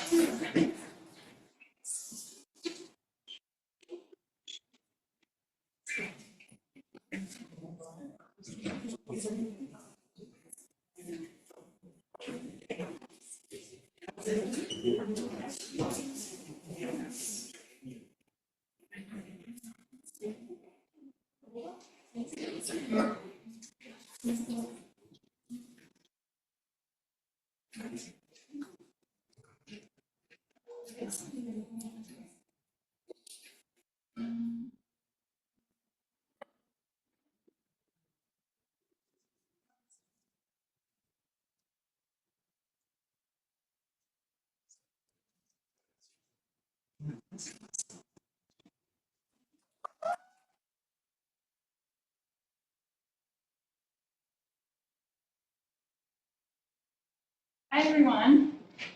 Hi. My name is Lilia Davis, and I'm so excited to share my research that I've been doing over the past 2 years. I was super supported by Dr. Chhimcanal, Dr. Creighton, and Dr. Lilia. And today we're going to be looking at stories of water, stories of resilience in Hāmākualoa.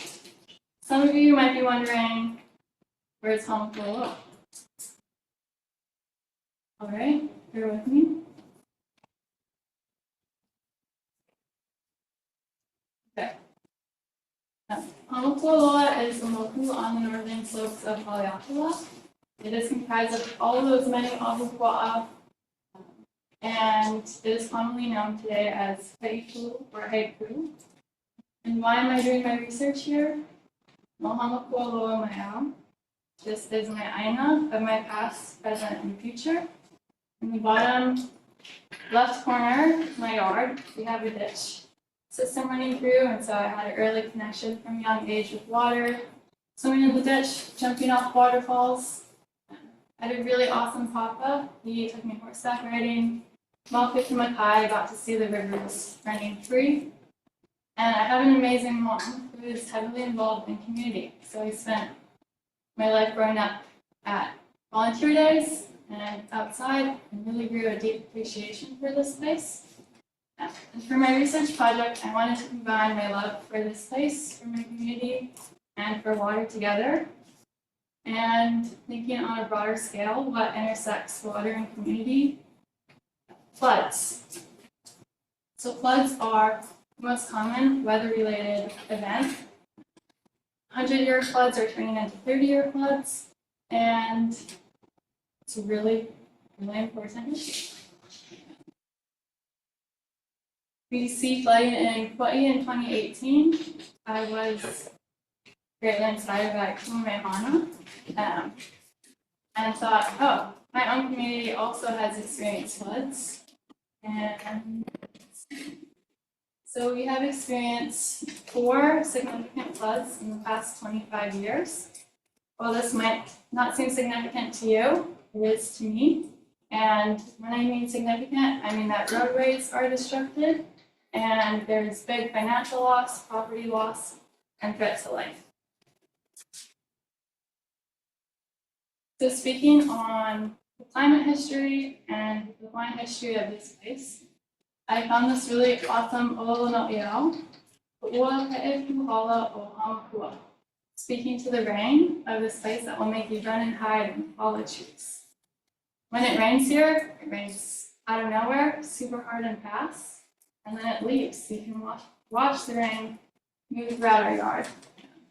This graph represents heavy rain events per year, and they are increasing. However, our annual or average rainfall per month is decreasing. So what does this mean? This means that we're getting more intense and frequent heavy rain events, but less consistent rain.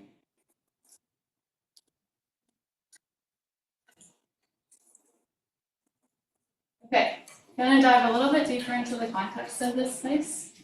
In 1848, during the Mehele, there were 919 lo'ikalo that were registered, and I like to think of the abundance in the community and the amount of water that it took to produce these lo'ikalo. But that all changed in 1909 when sugar and pineapple came and altered the landscape and started to divert water. So as you can see here, a water diversion. We have a 50% decrease in rainfall. One of my interviewees took rain data every day, and this is his results over the past 40 years. You might think that's counterintuitive. How does rainfall decrease affect floods? When we don't have, oh, sorry. Going back to my previous chart, we are getting less rain, but when we do get rain, it's often congested and off. And then another layer that may contribute to floods here is development. We have a 23% population increase. And this has also altered our community. So we have a lot of newcomers and less local Hāmākualoa residents. Lots of factors. So I want to explore and enhance and dive into and share with you my results today. One, by documenting community knowledge. Where does it flood? Why does it flood? We don't have stream gauges, so this makes it hard to use climate data to validate or support flood information. So I really heavily relied on my community for their ike on this topic, and then I also wanted to understand how are their lives affected. We'll dive into that soon. How did I do this? Interviews. Everyone did great interviews in our cohort. I completed 9 interviews with local residents, 7 of them long-term residents living there for 40 years or longer, 4 of them Hāmākualoa, and 5 of them female, 4 of them male. They lasted about 30 to 60 minutes each, so got plenty of good, rich knowledge. And there were some instructions. So I had a set of a few questions, but I really wanted to let the Congo do its thing and flow. And I used Otter AI to transcribe my transcripts. I wanted to get communities' perception on a bigger scale, so I did surveys through ArcGIS Survey 123, which I highly recommend because it analyzes your data for you. And I asked 10 quick questions, 2 through in-person events, and I did the rest online in newsletters and social media posts. I got 33 responses. Interesting to know, interviewees are longtime residents, survey respondents are mostly new residents, so it was cool to see the differences in experiences.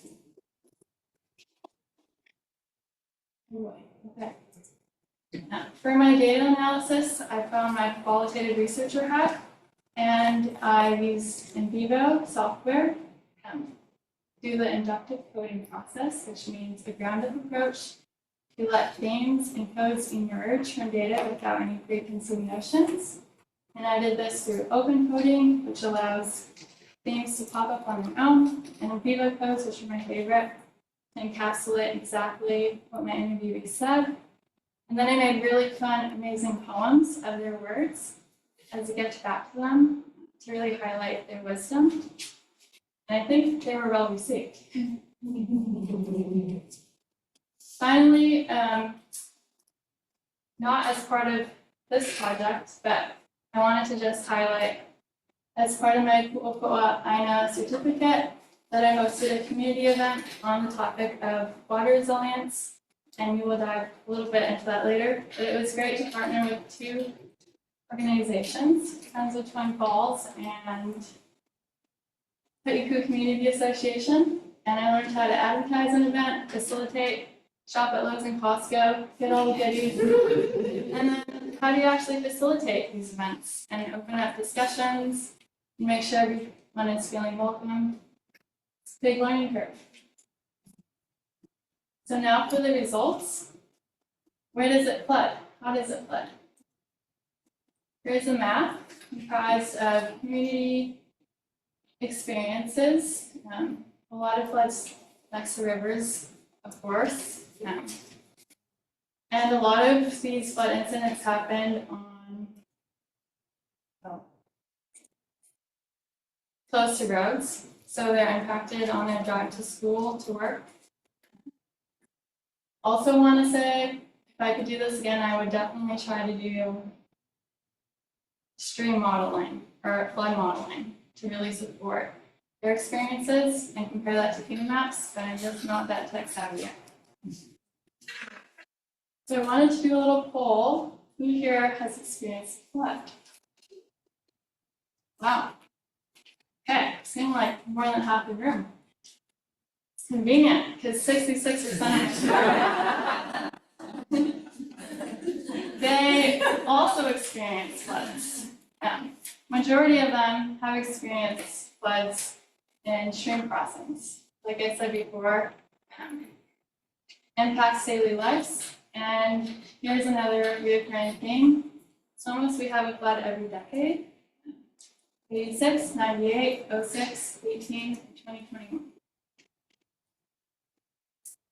Here is an excerpt from one of the poems I created. And I think, one, this picture shows how our roads are impacted. And two, it shows that flooding is serious and it brings trauma. Yeah, it's quite serious. Also wanted to highlight this picture from March 2021. This flood in particular caused a dam breach and caused $12.5 million in damage. And most recently, a few weeks ago, we have this really nice new bridge that is water resilient. But it also made me wonder, like, how does community adapt and become resilient in the 4 years that they wait for infrastructure improvements? That leads me to acknowledge that floods have always been here. We can't stop floods, we can't make floods, Mother Nature does its own thing. And there is a correlation that these floods are exacerbated or worsened by poor stream management, noted by the history that I showed in the past, pineapple and sugar plantations, lots of community, lots of social implications there. But hoping to reverse this by bringing back stream restoration. One, physically restoring our ecosystems and also restoring people to place. Okay, now for the good, juicy interview results. I separated my key findings into emotional, physical, and cultural dimensions. Emotionally, my interview respondents noted fear, stress, trauma, and lack of trust between governments after they've experienced floods. I think my interviewee bringing 3 pairs of clothes to school with him really highlights impact on their daily life. 1 pair to cross the river, another to change, go to school, and then another pair after he gets home. Physically, people have experienced road closures, having to rescue their neighbors, pulling them with their car out of the river, property loss, and we have a really confusing evacuation system on Maui. So hoping to improve that in some capacity. And then also culturally, a lot of my interview respondents, who again are longtime residents, feel this connection from each other, their neighbors, and their place. Here's another poem. I think this is great, and hopefully guides my research in the future. We don't know how high the water can get. Preparedness means watching the weather, studying history, and planning. Preparedness means adapting, learning from the past, and knowing that the future is uncertain. Again, speaking to the fact that we can't control Mother Nature, but we can prepare and adapt and try to move forward together. In my survey, I had asked, what do people envision moving forward? A lot of them loved the idea of water flowing fully from Moka to Makai, no interruptions, no diversions, and bringing back the idea of Konohiki management. One of my interviewees said she hates being Konohiki, but her neighborhood proclaimed her as one. And that kuleana is not often a choice, but a really big responsibility. Other people are concerned about droughts, another issue that we face in our community coming with climate change.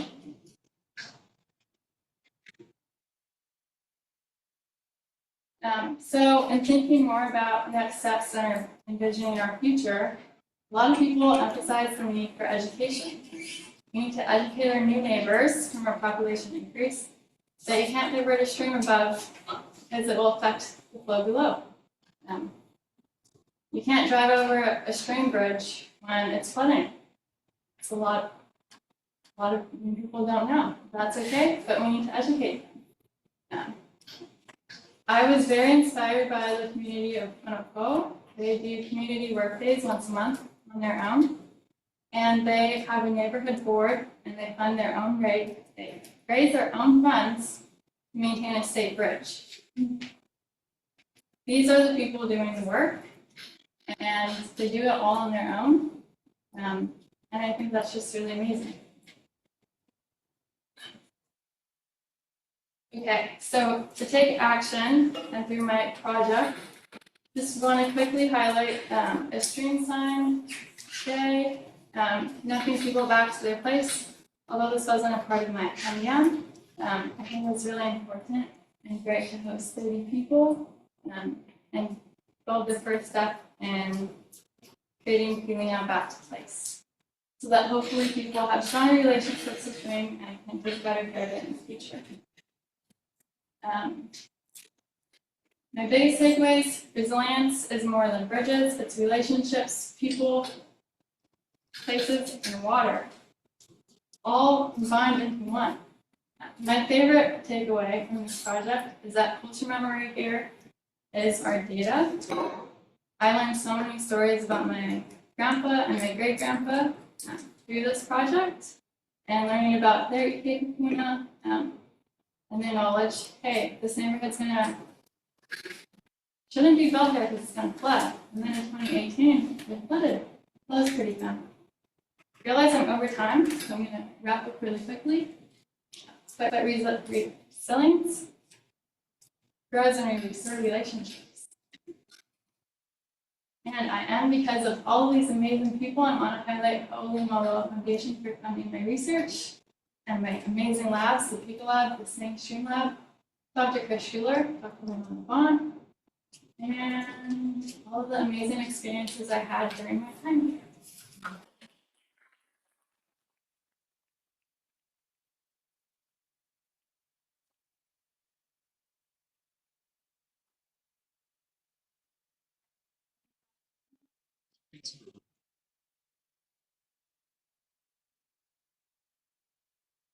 Yes. Amazing presentation, thank you. I'm so happy to see that you're bringing information on water to the community. Great job. I'm especially impressed about you hosting the stream meeting. It's so fun. So my question is that, so you share one of the interesting results that one of the key findings is that here they are insecure about this experiment, and I just want to get a sense about does that experience have prevent them to get close to the stream or clean pollution of water? That's a great question. A lot of our streams during the majority of the year or years are dry. So this prevents people from creating that intimacy with streams. And so when they do see water in their streams, it's a really scary event. One of my interviewees described hearing the roar of boulders come down, just mentioning how strong water really is and how sudden it can be. Maui County is doing a study right now, and they're researching if and when they should fully restore streams in Hāmākualoa. Yay! Really exciting. And I think if that does move forward, it will definitely help community build closer relationships with their streets. Time for one or two more questions.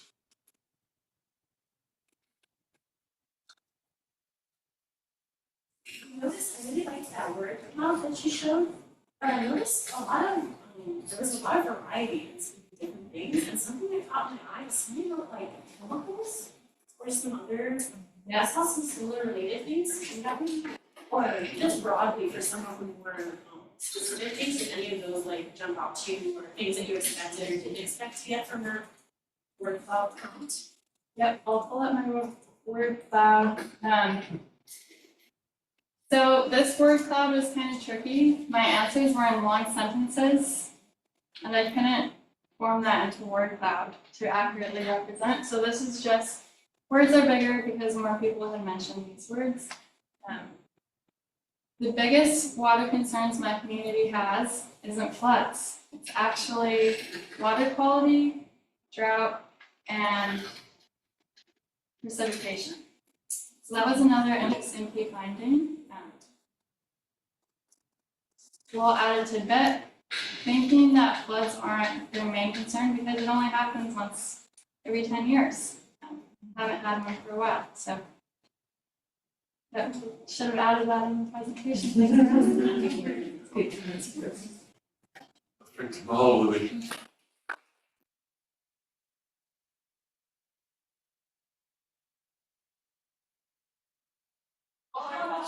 No question, just a couple of comments from the online participants. Dear concepts, great report.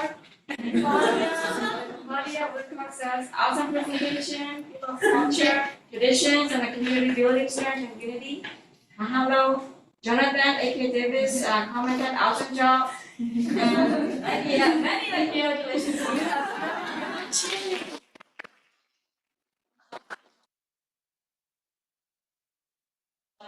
So I have one more talk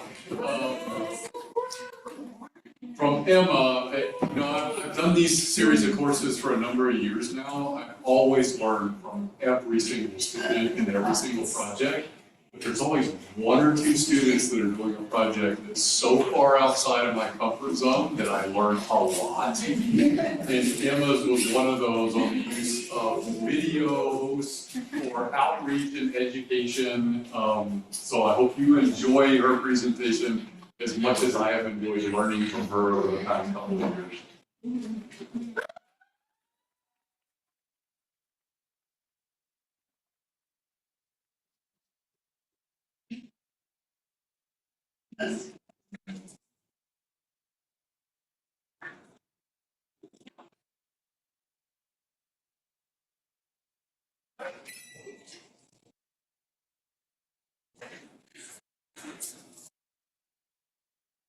Second stretch, please.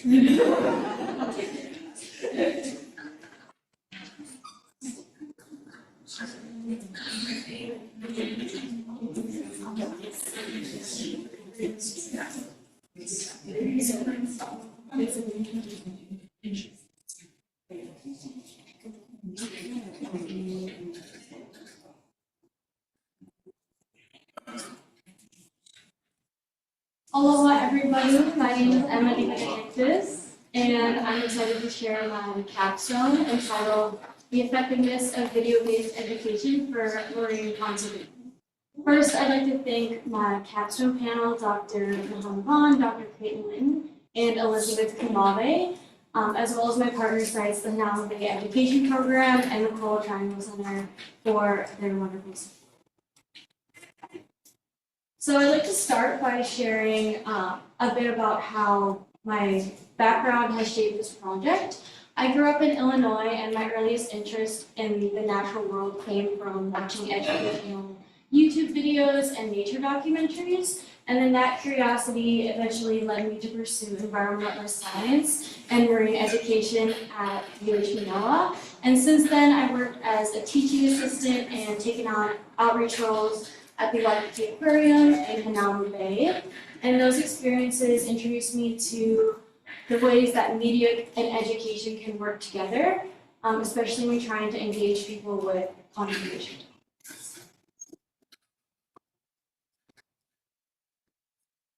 So the ocean sustains life on Earth. It provides food, oxygen, and regulating our climate. But as marine ecosystems face mounting pressures, finding effective ways to educate people about their protection becomes even more urgent. And this project is shaped by that urgency and by a growing shift towards video as an outreach.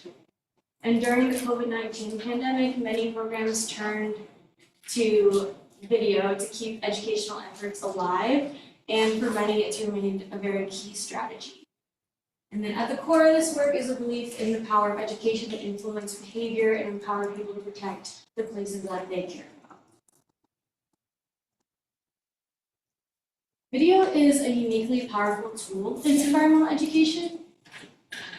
It makes complex topics easier to understand, it engages diverse audiences, and it allows for consistent messaging across languages and platforms. And it can be used in exhibits, classrooms, and on social media, reaching people where they already are. And in marine settings where visitor numbers are high and staff resources are often limited, videos help ensure that every person receives accurate, engaging, and culturally relevant information. So despite how widely video is used in environmental education, there is a lack of research on how effective it actually is, especially when it comes to learning outcomes, retention, and behavior change. And there's also little guidance on how to balance clear educational messaging with the kind of storytelling that truly resonates with people. So this project had 3 main objectives. To assess how video is currently used at 2 brain education programs, Hāmākualoa and the Coral Triangle Center, and then to develop and implement new video content in collaboration with CTC, and then evaluate the effectiveness of that content using a survey at Hāmākualoa and engagement analytics at CTC. So I tailored my approach to each site's context and goals. At Hāmākualoa, I evaluated the existing orientation video and conducted a survey with 100 visitors to gather insights on recall, engagement, and behavior. And then at the Coral Triangle Center, I collaborated with the team to create 8 educational videos, developed content strategies, and tracked engagement metrics on social media. And then this dual site approach allowed me to apply and refine different methods for using and evaluating video in marine education. So my first study site, Hāmākualoa, it's one of Hawaii's most visited marine protected areas with millions of visitors annually. Historically, it was a sacred fishing and recreational site for community Lilia, but over time, increasing tourism led to overfishing, habitat loss, and declining reef health. And in response, the bay was designated as Oahu's first marine life conservation district in 1957. And the Hāmākualoa Bay Education Program was established in 1990. And today, education is built onto the visitor experience. So the orientation video serves 2 key functions. It manages the flow of people entering the bay, and it delivers critical messaging around cultural significance, marine safety, and reef conservation, making it an essential tool in the site's management strategy. My second study site, I had the opportunity to spend 2 months this past summer working at the Coral Triangle Center, a nonprofit based in Bali, Indonesia, located within the Coral Triangle, which is the world's most biodiverse marine region. And this organization was originally founded under the Nature Conservancy, and it continues to work across Southeast Asia. And Bali, like many coastal areas, they face intense tourism pressure and marine conservation challenges. And CTC tackles these challenges through outreach, training, and public engagement. And I was based at the Center for Marine Conservation in Sanur, which serves as their public engagement hub. It features exhibitions, media, and events that make conservation accessible. So video is a key part of CTC's strategy, used across social media, training modules, and community events. Topics like reef restoration and plastic pollution are often shared in Bahasa Indonesian to reach local audiences more effectively. Through this experience, I saw how Southeast Asian organizations utilize video and how place-based content can drive engagement.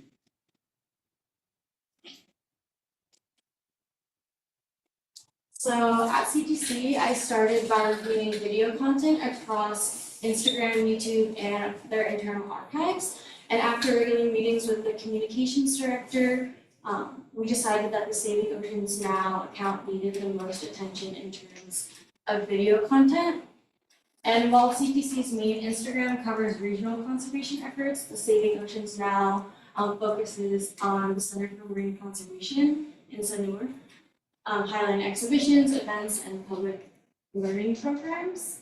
This account became my primary platform for video creation, and I analyzed engagement data to see what resonated with their audience, which was mainly young Indonesians. And this phase helped me shift from long-form videos to short vertical videos optimized for their social media. So after outlining the overall strategy, I developed a reviewable planning system to make content creation smoother for the team. This included two tools, a content planning guide and a structured calendar. The guide walks through each step from sparking ideas and defining goals to writing captions and choosing when to post. And it was designed to be straightforward and useful for anyone managing the account in the future. And the calendar organized 3 months of posts, tying content to key events, themes, and outreach goals, with bilingual captions and format suggestions already built in. So once that content was planned, I focused on video production. I filmed using both a DSLR camera for higher quality event footage and then also my phone for quick, flexible shots when needed. And then I wrote the script in English and I worked with staff to translate them into Bahasa Indonesian and edited it in CapCut. I added narration, subtitles, transitions, and brand aligned visuals. Each video was built for mobile viewing with attention to pacing and clarity. So each video I made at CTC followed a pretty unique process, but the Ocean Keepers Club was one of my favorites. It brought together every phase from planning to production.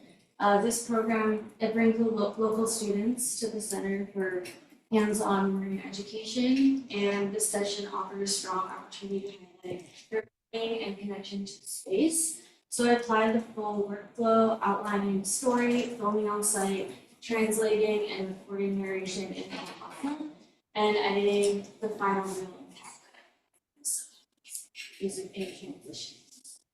And it became the top performing post on the account, showing how youth-centered place-based content can drive engagement and resonance. So over 2 months, I contributed to 17 posts on the Instagram, including 10 videos, 8 of which I produced and edited, and all were short form reels under 90 seconds. Okay, I'm just gonna grab some real quick. My mouth is just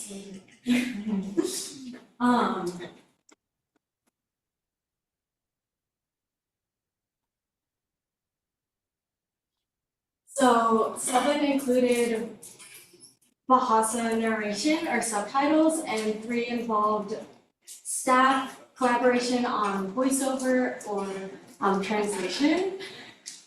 So each video had a specific goal. So whether to promote, engage, or highlight ongoing work. So, sorry, I'm a little sleep deprived. So back to what I was saying, this table outlines the 8 videos that I produced. along with her focus and language format. Sorry, I'm like. Sorry. Slow down and take a breath. can also show us one of those videos really quick if you want. I want to see a video. Like, wait. After, I just gotta get through this. So these posts led to a significant change in engagement, and the number of accounts reached and increased from around 1,200 in 2023 to 34,000 in 2024. And Reels had the highest reach with over 4,000 interactions and nearly double that of posts and stories.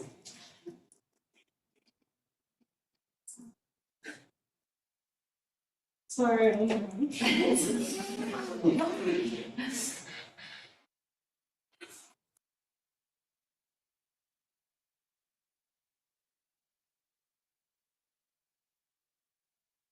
So the impressions also rose. So sorry. You got this.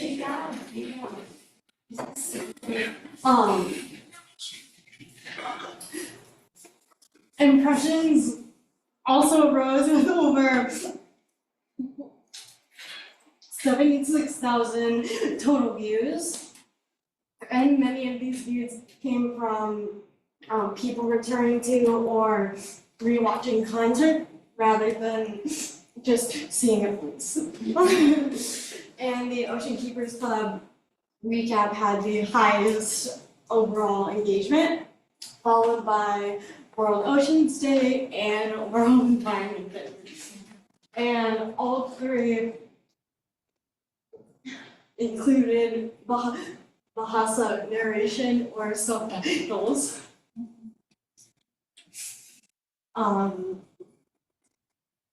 So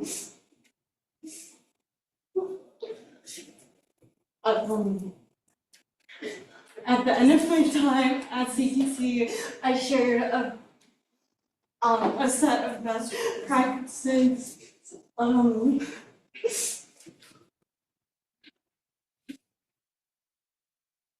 to help guide future video content from planning to posting, and the most engaged audience was Indonesian viewers. Thank you. I'm almost there. The most engaged audience was Indonesian viewers, mostly ages 25 to 34. Videos with Bahasa narration and English captions consistently performed better.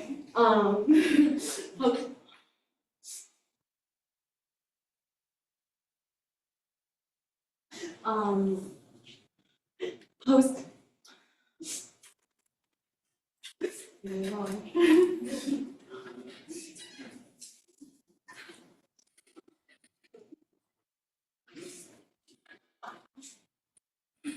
So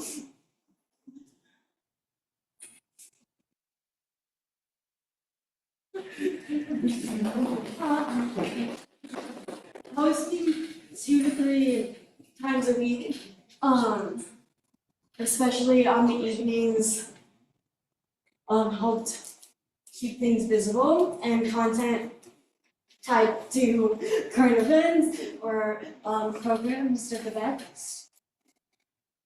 And I also created a TikTok content guide and gave tips on how to repurpose Instagram content. And short, clear videos with strong visuals, good audio, and energetic narration worked best. Centering local voice.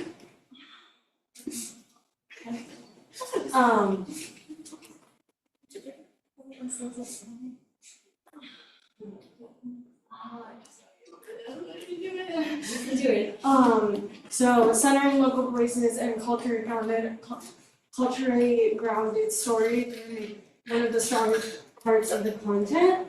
And yeah, those were best practices that I shared at the end of my time with CTC. So after my time with CTC, my focus shifted to evaluating the effectiveness of the existing orientation video at Hāmākualoa Bay. I designed a 2-part visitor survey to assess how well it was supporting conservation goals. Part 1 focused on how effective the video was as an educational tool. Looking at visuals, content clarity, and message recall. And then part 2 focused on outcomes, specifically knowledge retention and self-reported behavior change. So in part 1, nearly 96% of respondents said that visuals helped them understand the video better, with 65% rating them as very helpful. And then 85% recalled at least 3 key messages, mostly about read etiquette, reading safety, and fee-based history. And this suggests that the video is effective at delivering clear conservation messages.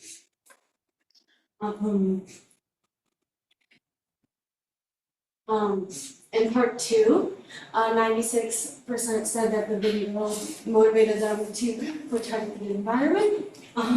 Many mentioned reminders to avoid touching coral, use safe sunscreen, and respect marine life. And then those who said no typically showed that they already practiced marine conservation, minded behaviors, but it was a good reminder.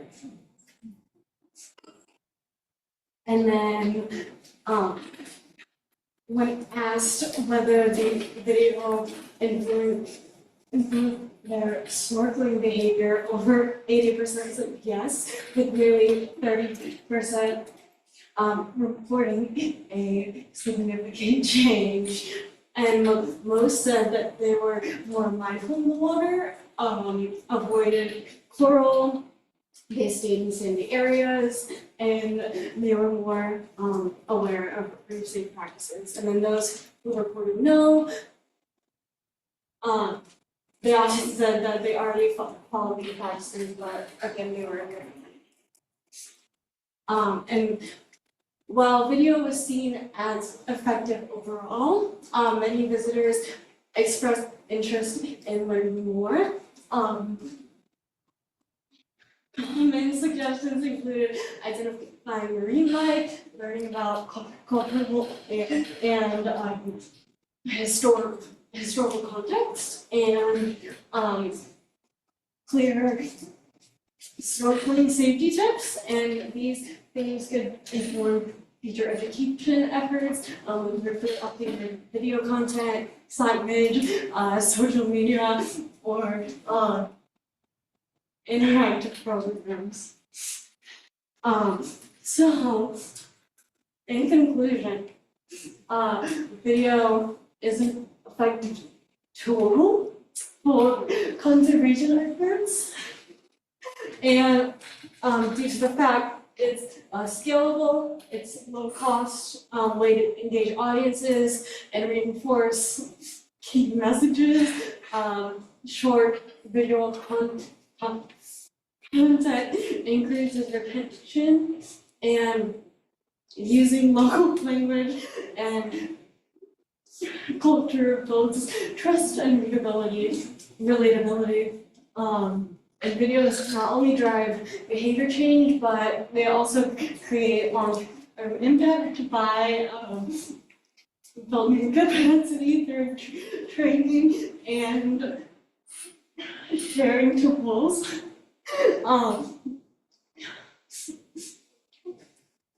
So This approach has already inspired broader adoption in programs like the NREM Instagram, showing videos potential for global outreach.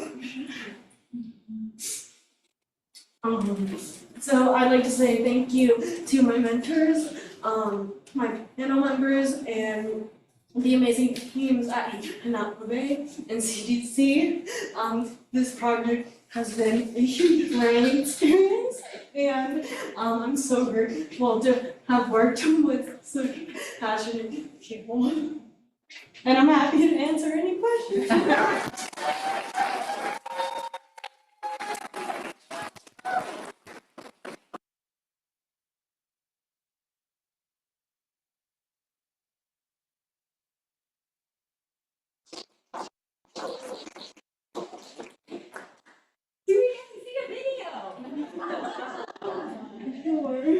Thank you. So this is the Ocean Keepers Club video that I created. Like I said, I wasn't used to creating short reels. But this one was. Just go to the top, Go to yeah. the top and unblock it. Yeah. Oh. So hard. Oh, one more time.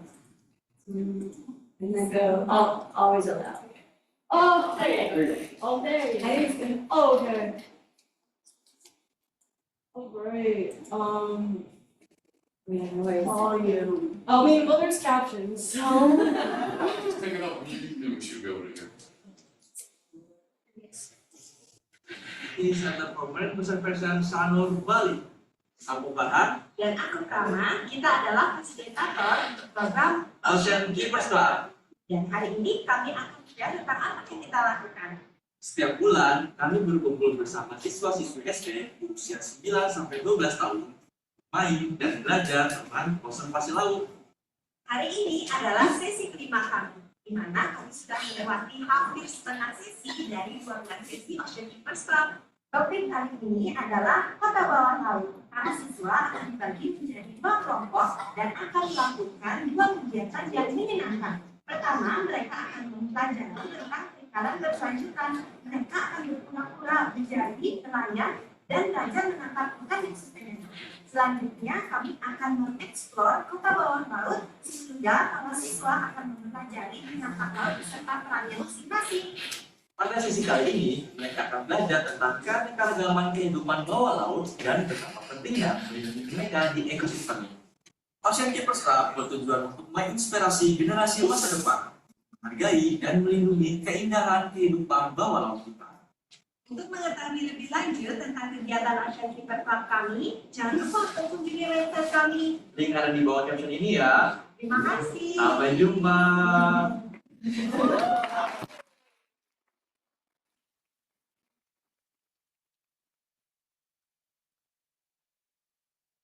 Any comments or questions? Olivia. So it's really interesting that you got to work at Hāmākualoa, Hawaiian, and then also like abroad in Bali.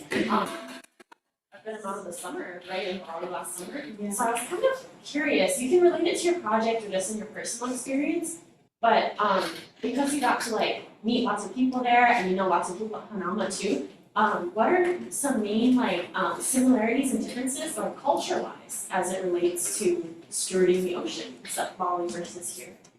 That's a really good question. I found a lot of similarities between Indonesia and Hawaii, just when it comes to tourism pressures and how they incorporate culture in their educational practices. I've never worked internationally with a program, marine conservation program, so I thought it was really interesting to learn about all of the cultural ties that they have with their waters and how they incorporate that in their education. I specific examples examples of they're both very rooted in culture and Thank you, that was thank you. Do you know if they were able to continue with the videos? If that was also successful? Yeah, so I got to help one of the people on the communications team.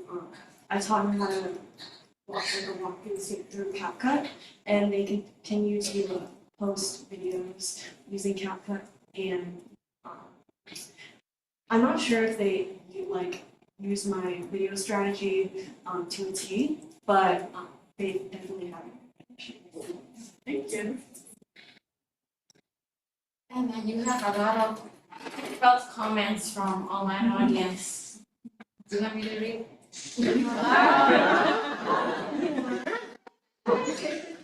Yes, good chat. So next comments, where do we start? I will start from N. Mahalo and Louis Loa Emma, and from Claudia Wilcox Boucher. Congratulations to all of the candidates. We have a brighter future with your dedication and leadership. Here, here.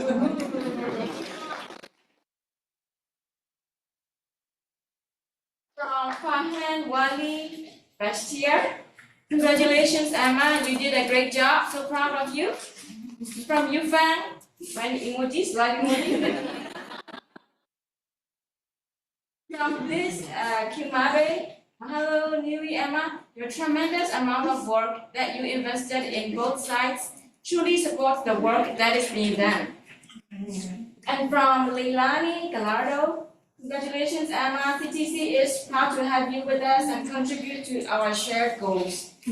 From Anne, your research is very meaningful to our Hawaii Sea Grant Hanauma Bay education program and helps us to share the effectiveness and importance of education at Hanauma. Great job, everyone.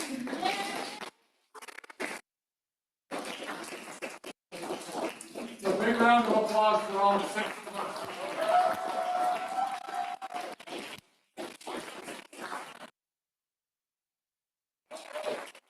Well, everybody for coming and supporting them in their presentations. It's awesome to see some of our alums from the program in the audience who are also now serving as Capstone panelists as well. Hope everybody has a successful